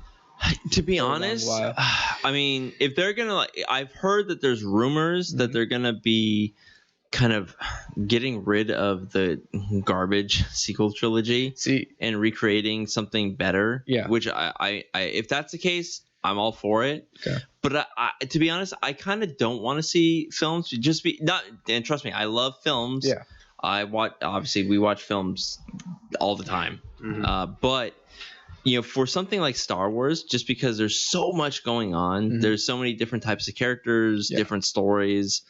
I would like to see more episodic stuff, and I think that's kind of the way to move forward. So I would like to see more episodic stuff. I don't. If they go with movies, or maybe like if they do like kind of like maybe highlighting specific characters, sure. Maybe not like Solo, because that sucked. Basically, I want to see more Rogue Ones and Rogue less. Ones are good. Rogue One is great. Because Solo basically undoes, what was like established in A New Hope, because instead of seeing how he becomes like this roguish, like in it for himself type of person, you see that he has like a heart of gold or whatever. So it's like okay. So it's like so no, he was never he was never a selfish jerk. He always had a heart of gold, and he ultimately really believed in the Rebel Alliance and what they were fighting for. No, he didn't. No, he didn't. Not at all. Yeah. That's okay. Well, as far as favorite characters go, Han is one of my favorite characters, just because he's a dick. He's great. I always like kind of the swashbuckling roguish figures. Yeah. Like in Star Trek, Captain Kirk is one of my favorite characters, just because he's a dick, and he doesn't give a shit about like the rules. He just kind of goes like he kind of goes by his gut, goes with what he feels is right. Right. And Han, he's kind of chasing the money, but like in the end, like he goes with what's right. Mm-hmm. And that's what I love about like his character. Quick aside, we have to watch Deep Space Nine. All right, we got it. I know. Okay. It'll happen. What's that about? Star Trek Deep Space Nine? I've never seen it. Yeah, because like like there's the classic debate, like who's your favorite captain, Kirk or Picard? I say false binary, Captain Benjamin Sisko. That's my favorite captain. Gotcha. He's a. I don't know if you're probably not a Trekkie, are you? No. Okay. No. But I understand what you guys are saying. Yeah. I'm telling you, watch the original series, dude. It's so good. It's cheesy, but at the same time, it's great. I remember watching one episode, right? Correct me if I'm wrong. All I remember is them holding that. Did they hold out the Declaration of Independence one time? That was an episode, right? Well, okay, now, the was it? No. Now, a quick aside on the original series of Star Trek. Yeah. Because they had no budget. Yeah. So, and they filmed a lot of their stuff. It was filmed on the Desilu Studios, and so they would Culver just City, right over so they would make film, or they would make episodes based off of like what movies had been filmed there. It's like, oh, there's a planet that it's a Roman civilization society because they just filmed a Roman movie there. It's like a Western one. It's like, there's a planet full of descendants from Earth who are taken up during the Wild West times. Yeah, it just stupid shit like that, but it's still great at the same time. It's just, and I think the movies kind of the original series movies kind of fleshed out like kind of the story more because they had more budget. Mm-hmm. Obviously like Wrath of Khan. Interestingly enough, like they only made Star Trek: The Motion Pictures because of Star Wars. Because they saw how well, like the sci-fi, fantasy. Because that was actually like 20 years after the series had ended. They were like, oh well, fuck, we can make the Star Trek original series movie, and not great, but it's pretty good. But then Wrath of Khan came out. It's like that's a fantastic movie, and that's a Star Trek episode that was a movie essentially. Yeah, because it's a continuation. Star Trek. Yeah, it's a continuation off of a story of an episode. Okay. So I recommend the original series. Interesting. But anyways, back to Star Wars. But this is not a Star Trek episode, guys. Not no. a Star Trek episode. And all the Star Wars fans like, fuck Trek. Click off. Thumbs down. It's good. All right. Do you guys have any other theories or favorite characters that you guys like? Yeah, who's your favorite character, Andrea? I don't know if we ever talked about that. Gosh, I'm biased. For me, I think watching Clone Wars and the movies, if I had to choose between Anakin and Vader, I think I would choose Anakin. I like Anakin as my favorite character. Yeah. Okay. Also a dick. Well, he was just so powerful, man. Yeah. At such a young age, did everything, But I liked his development where he didn't know what he was doing. He had to. Yeah, he was brash. He was, headstrong. I think if I was going to add another character on though too, I really like Qui Gon. Just because obviously we didn't get enough of him, and we didn't. Yeah, no. I would have loved to. Qui Gon, we hardly knew. Because I love Liam Neeson. Great, Liam Neeson's. Yeah, but he's but the whole character, like it's kind of it's the idea. It also goes back to that roguish type of character, but he's not doing it in a dickish way. He sees the truth. And he goes for like what is true and what is right. Right. Yeah, I've been in preparation for this episode. I've been watching a lot of like Star Wars content, and yeah, I think there's a huge like groundswell of support for Qui-Gon, the character. Yeah. And like a lot of people are saying that Qui-Gon is the ideal Jedi. Yeah, I was gonna say maybe that's why you like him so much, because maybe that's what the Council could have became. Yeah, definitely. Yeah, but it's like because everyone said like, oh, Qui-Gon should have been on the council because then he would have had influence or whatever. But it's like, that's it rarely happens. Usually, if someone tries to go in to try and instigate change, it ultimately ends up being that person being changed. So they say there's an individualist wanting to go in and break up this a collective group mentality think, ultimately it becomes the individualist who then becomes part of the collective. It's either they become a part of them or they get outcasted technically, right? I mean, to quote Harvey Dent from The Dark Knight, it's like you either die a villain or you live long enough to see, or you die a hero or you live long enough to see yourself as become the villain. God, that happens so often. Yeah. What a true line. Yeah. That's some real truth. Yeah, but yeah, Qui-Gon is like the ideal Jedi, not the perfect Jedi, but the ideal. Like he represents everything that's like good about the Jedi. Maybe we need. I don't want to say a show, but maybe we need a comic or something to explain more of his. I think there is. Yeah, there's like even like back when he was like when he was a Padawan, under Dooku. Right. Oh, that's right. There is. I do believe there is extended universe kind of based off of that. Yeah. God, that just a great character. And yeah, I would definitely love to see more of him. Oh, sorry, we cut you off, Andy. No, it gave me some time to think. Yeah, I mean, I would say Qui-Gon as well, but I'm gonna introduce a character from Clone Wars. I'm gonna say Captain Rex. Captain Rex is my favorite character from at least like the Clone Wars. Yeah. He's a very dynamic character. Wasn't it confirmed that he was in Episode 6? Yes, or they kind of like they kind of retconned it. Like, did you see that? Yeah, because wait. Yeah. Episodes like Return 6. of the Jedi. Yeah.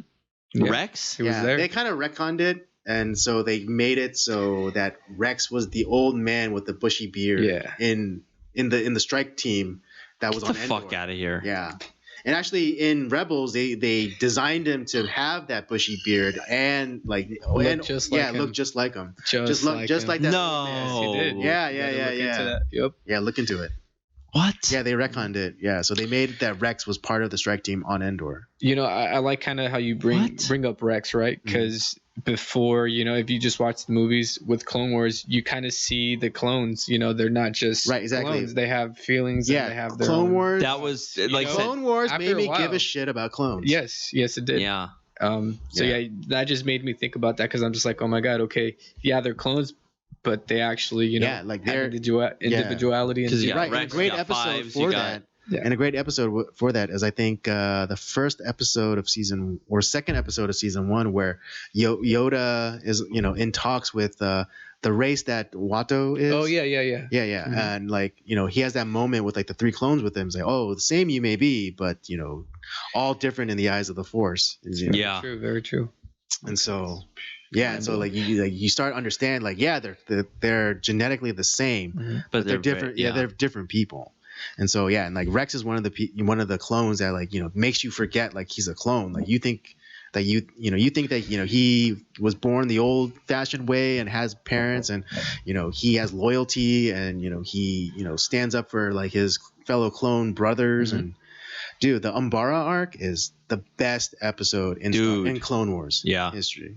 In Clone Wars. Okay, period. Explain that one. It's the one where they go on that planet that's like mostly dark all the time, and then Anakin gets called away, and then they bring in another Jedi general. Oh yes. He's a traitor. Suicide. Yeah. Oh my god. Dude, fuck, dude. I felt so bad for right, clones. and then because that Jedi general gets the clones to fight each other, and then when Rex finds out that it's the opposing because he lied to them and said like, oh, the droids got a hold of some of our uniforms, so they're wearing our uniforms now. And so he's fighting them. He's like shooting at what he thinks are droids in clone armor, and then when he knocks the helmet off one of them, he finds it's another clone, and then he's like, hey, everyone, take off your helmets, and then so everyone takes off their helmets, and like his men take off their helmets, and then the other side, who are clones also, who were told the same lie, saying that everyone on the other side were droids in clone armor, and like they realize like, oh my god.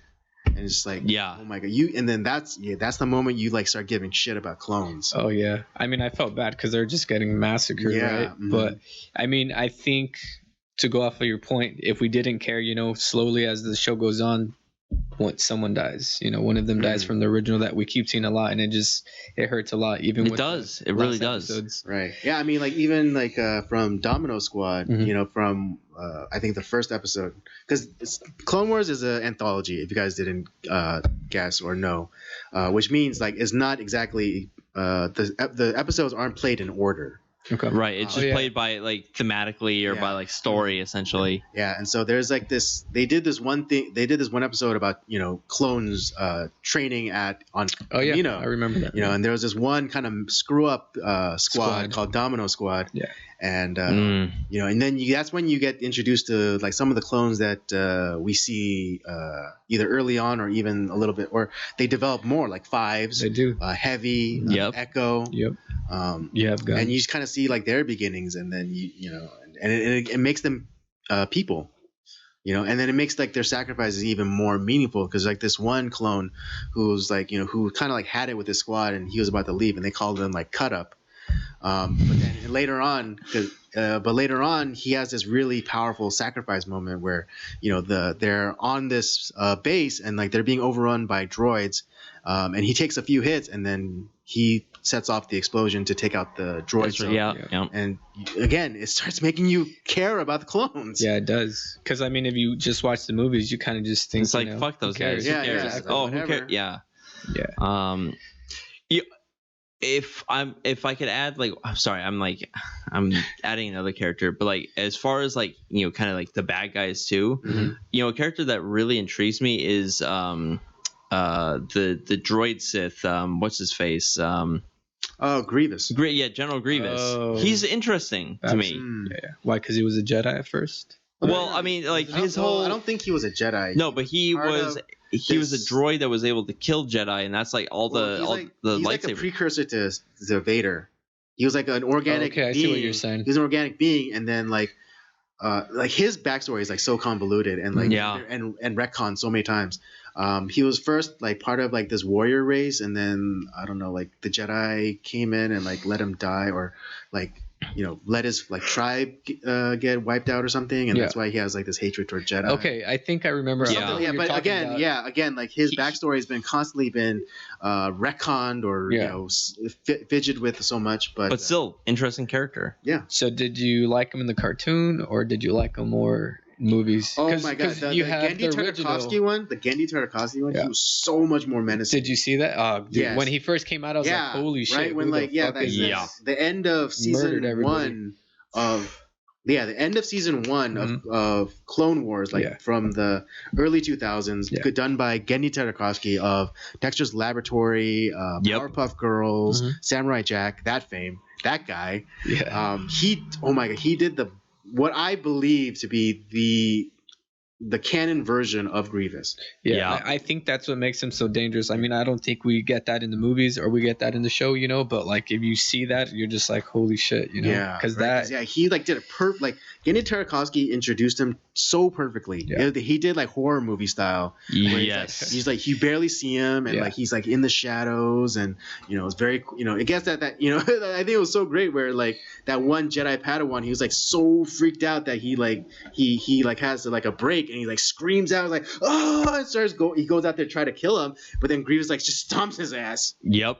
And takes his lightsaber. I was gonna say it's kind of with let's say the later episodes of Clone Wars, right, where Anakin, he goes up against with Obi-Wan, he saves him again when they're on the bridge. I don't know if you guys remember that. It was towards the ends of the episodes where he's taking charge. Yes. And he's right. Like, okay, we give up, and then like he's kind of like distraction. Yeah. So I just feel like with Grievous, he brings that menacing like kind of force to how for them it was the dark side, with Anakin it's the light side, but like that seriousness where like he just goes there to wreck things, and I feel like Anakin was doing that later on once he became beyond everybody else, but I just feel like if they would have brought that more to the show or even the movie, like people would have really seen who he was, Yeah. And I think a lot of people just miss out on it, but I mean, I think he's a good character. I liked him just because holds a lot of lightsabers and is able to do things. But even for Obi-Wan to beat him, I thought was. Yeah, again, it's kind of like Lucas, like letting his best characters go to waste. But I think like what is it, the Genndy Tartakovsky Clone Wars does a really good job in like kind of like segueing him into episode 3, where like like in that cartoon, that's when they introduced the cough that Grievous has, because Mace Windu like force crushes his chest, and so that's where his the cough comes from. Yeah. And so, yeah, that's a good character too. Mhm. Favorite character from Rebels, I'm gonna say, is the Grand Inquisitor. If you remember who that guy is, like this weird, like long, elongated head dude, kind of looks like a demon. Oh yeah. Okay, I know what you're talking about. Yeah, and he had he was the first one to have like that rotating. Okay, red. I know who you're talking Yeah. about. Now. Yeah, But it's I think he's a very fascinating character to me because he was originally a Jedi Temple guard who turned to the dark side, Mhm. and so I would love to know the backstory on that. I feel like a lot of Jedis, Yeah. turn over to the dark side sometimes or succumb to it. How they do it, I think it would be interesting to see, because I think there's a lot of Jedis that we don't see, backstories, Mhm. and to be able to see them and see how they turn to the dark side would be kind of cool. But I want to see more of, when Vader and Palpatine took over. I want to see just Vader. I want to see him wreck things. You know what I mean? Well, kind and of force Okay, things. so you want to see Vader A lot. Force Unleash Vader like Starkiller. Like Yes, like yes, Rogue yes, One, yes. like Dude. Vader, like fucking shit No, but up. like there's in the game Force Unleashed. Yep, like, yep. You like Vader is maxed out. Yes, in terms sir. Of power. And so so is Starkiller. But I have that game. Yeah, That was great. So I want to see that kind of as a background because I feel like the movies just don't do it justice. You know what I mean? Obviously, technology back then and what it is now, Yeah. but I think he's just like one of my favorite characters too, and I just want to see that kind of come out with the show. Maybe I was kind of hoping that we would see that with ObiWan. The show coming out because he is doing it. Yeah, that's my hope too. Okay. Right. I just want to see something with him because he did rule the Empire. So Yeah. Yeah, so you want to see some like Dragon Ball shit where he's like bringing where he's bringing down planets on fuckers. there's a I don't read the comics too much, but there was this strip where Vader is surrounded, right? I think by the rebels, and the rebels like, give up, you're surrounded, and he's just like, I'm not surrounded. All I smell is fear, and just if that doesn't tell you, how much power he has, Yeah, it's like it's the line in Watchmen where it's like where Rorschach is like locked in prison. Mhm.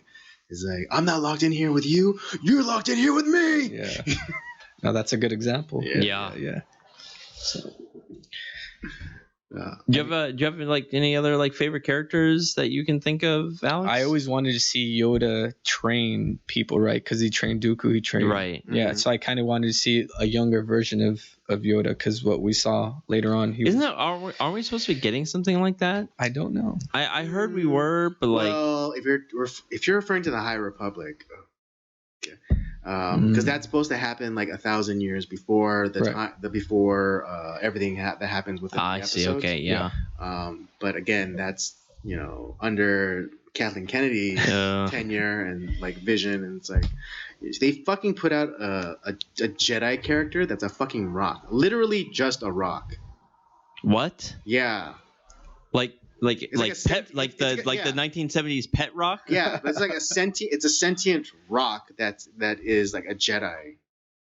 What? Yeah, and guess you know what his name is, or its name is What? Geode. Oh, Jesus Christ! Is this like a Pokemon? Yeah. What the? Like, are Pokemon Who's that part of? Jedi? Yeah. Jesus Christ. No, and that's the thing is like I would love to see like something about like the Old Republic, the High Republic, because I think it's and to me still the greatest Star Wars game is Knights of the Old Republic, which I've talked about with you on several occasions. I own both of them, and it is just fantastic. I mean, you get like kind of because this is thousands of years before the movies, and it kind of deals with like a lot of the stuff that's going on. And well, there's a lot of Sith Lords that exactly Darth Revan. Like Darth Revan is in the first one. Darth Revan is the main like Sith Lord that's talked about. I know there's him. Is Malik one of them too? Malik, yeah. And then there's Revan Maluk. There's a few other ones, but from what I know, like some of them, it's interesting. I can't remember their names, but some of them like would destroy a planet. You know. Yeah, with I their mean, it's force, just and I'm like- and- like, whoa, you don't even need a Death Star.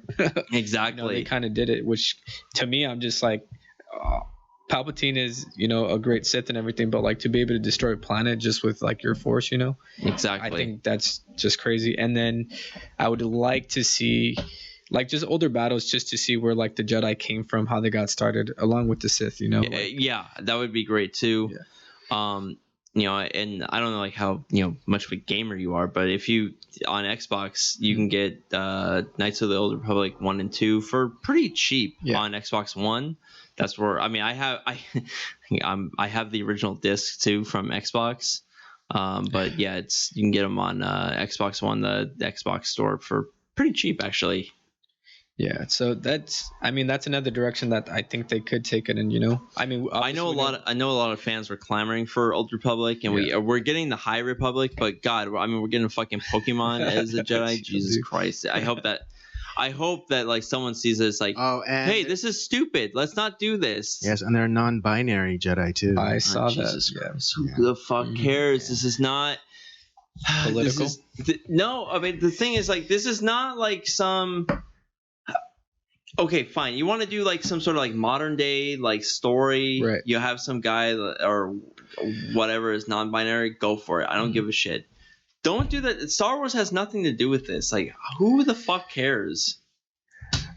I mean, to Robert's point, if you look at the Jedi Council, there is not just human beings. There's True. all sorts of different species represented there, and it's like, who's to say? Like, what if Plo Koon is actually sexless? He's asexual. Like, he doesn't have either sex. But Like his species is either sex. So then there's already a non-binary Right. Yeah.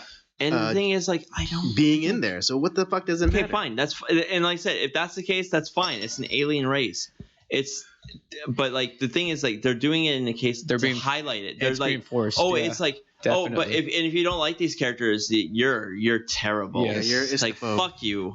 Seriously. It does make you kind of feel that way, but I don't agree with it. You know what I mean? Like you say, who cares?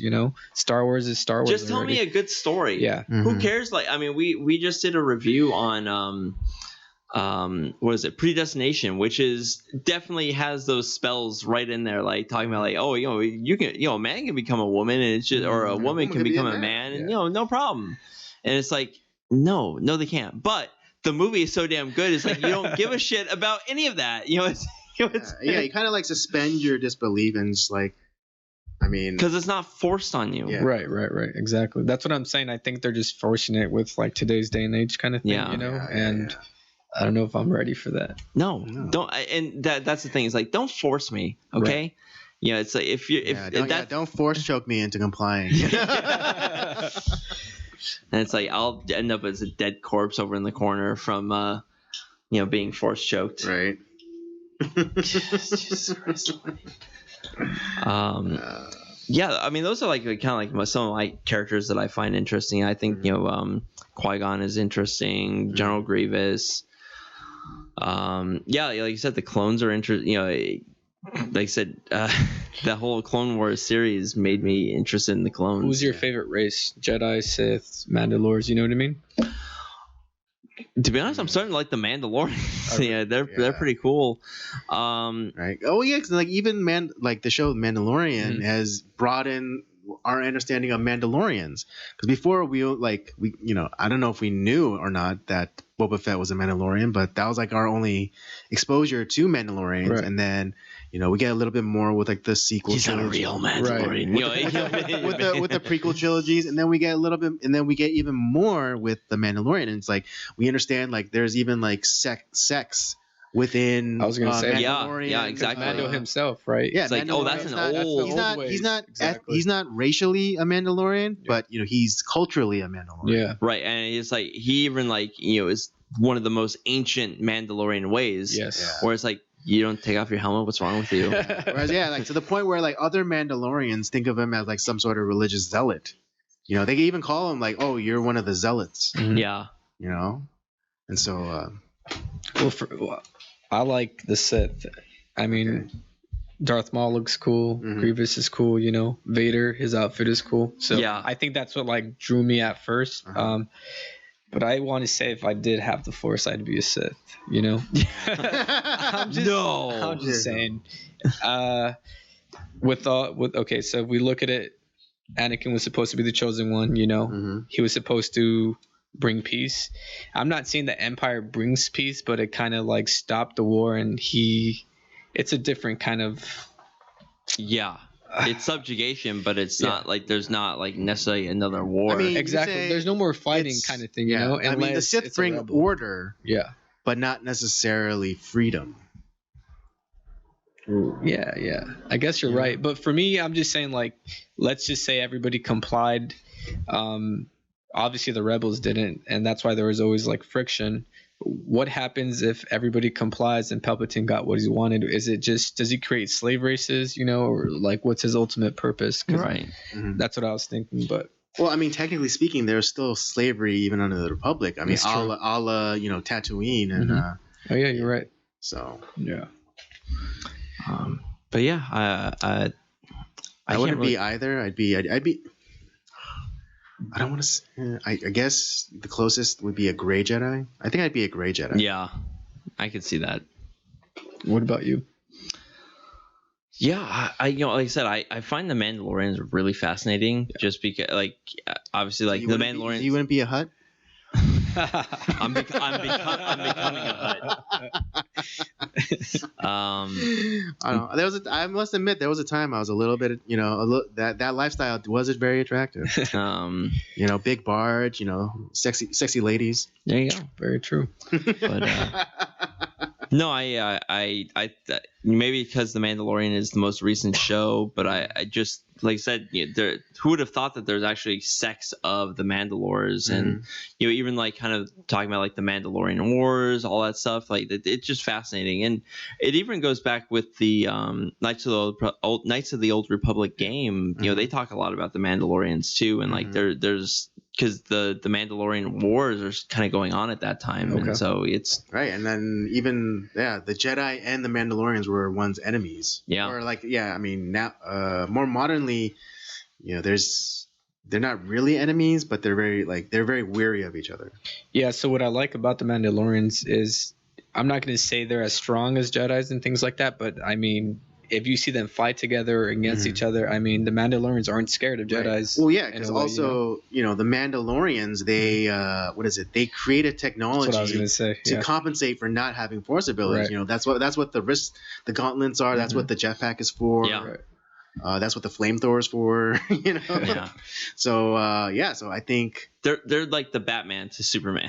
that's a good way of putting it. Yeah. So so I ended up liking the Mandalorians a lot too. I just have good respect for them. Yeah. But well, let's. I think that's a good way to wrap up the episode. Okay. Gay Alex would be a Sith. I'd be a Grey Jedi. Rob would be a Mandalorian. Yep. But yeah, like the Mandalorians are the Batman of the Star Wars universe. That's true. Yeah. I like it. Very true. I got nothing else. All right. Anything else Nothing to add to that? Alex, thank you, sir. Yeah, thanks for joining us. Always fun to talk Star Wars. Oh yeah, I mean, we'll have to do like more like comic book stuff because this guy is he doesn't look like it, but he's actually a nerd. I mean, I wouldn't mind. Yeah, if we focus on maybe a certain part of the comic books. That you guys definitely. talk about. Certain like storylines there's definitely stuff I'd love to talk about with you. So, but we'll absolutely. But check out the episode tonight with Hidden Fortress and Star Wars: New Hope. Yep. Yeah, and that'll do it for us this time. I hope you enjoyed yourselves. I know I did. I hope Gay Alex did. Last thing, may the 4th be with you. Yes, exactly. May the 4th be with us. Yes. Always. So that'll be the episode for this for today. Don't forget to check out the library of other content we have. We have, episodes of the main podcast, what is it? Nocturnal Transmissions, of course, and Rob's Gaming Show, Up by Up Down. If you're into old retro 8-bit gaming, he does a few playthroughs. Don't forget to follow us on our various social media accounts: Twitter and Letterboxd @PodcastCOJ, and Instagram @Circle of Jerks Podcast. And with all that said, we thank you for joining us. Keep your saber lit and your force balanced. Yes, sir. Until next time. Star Wars.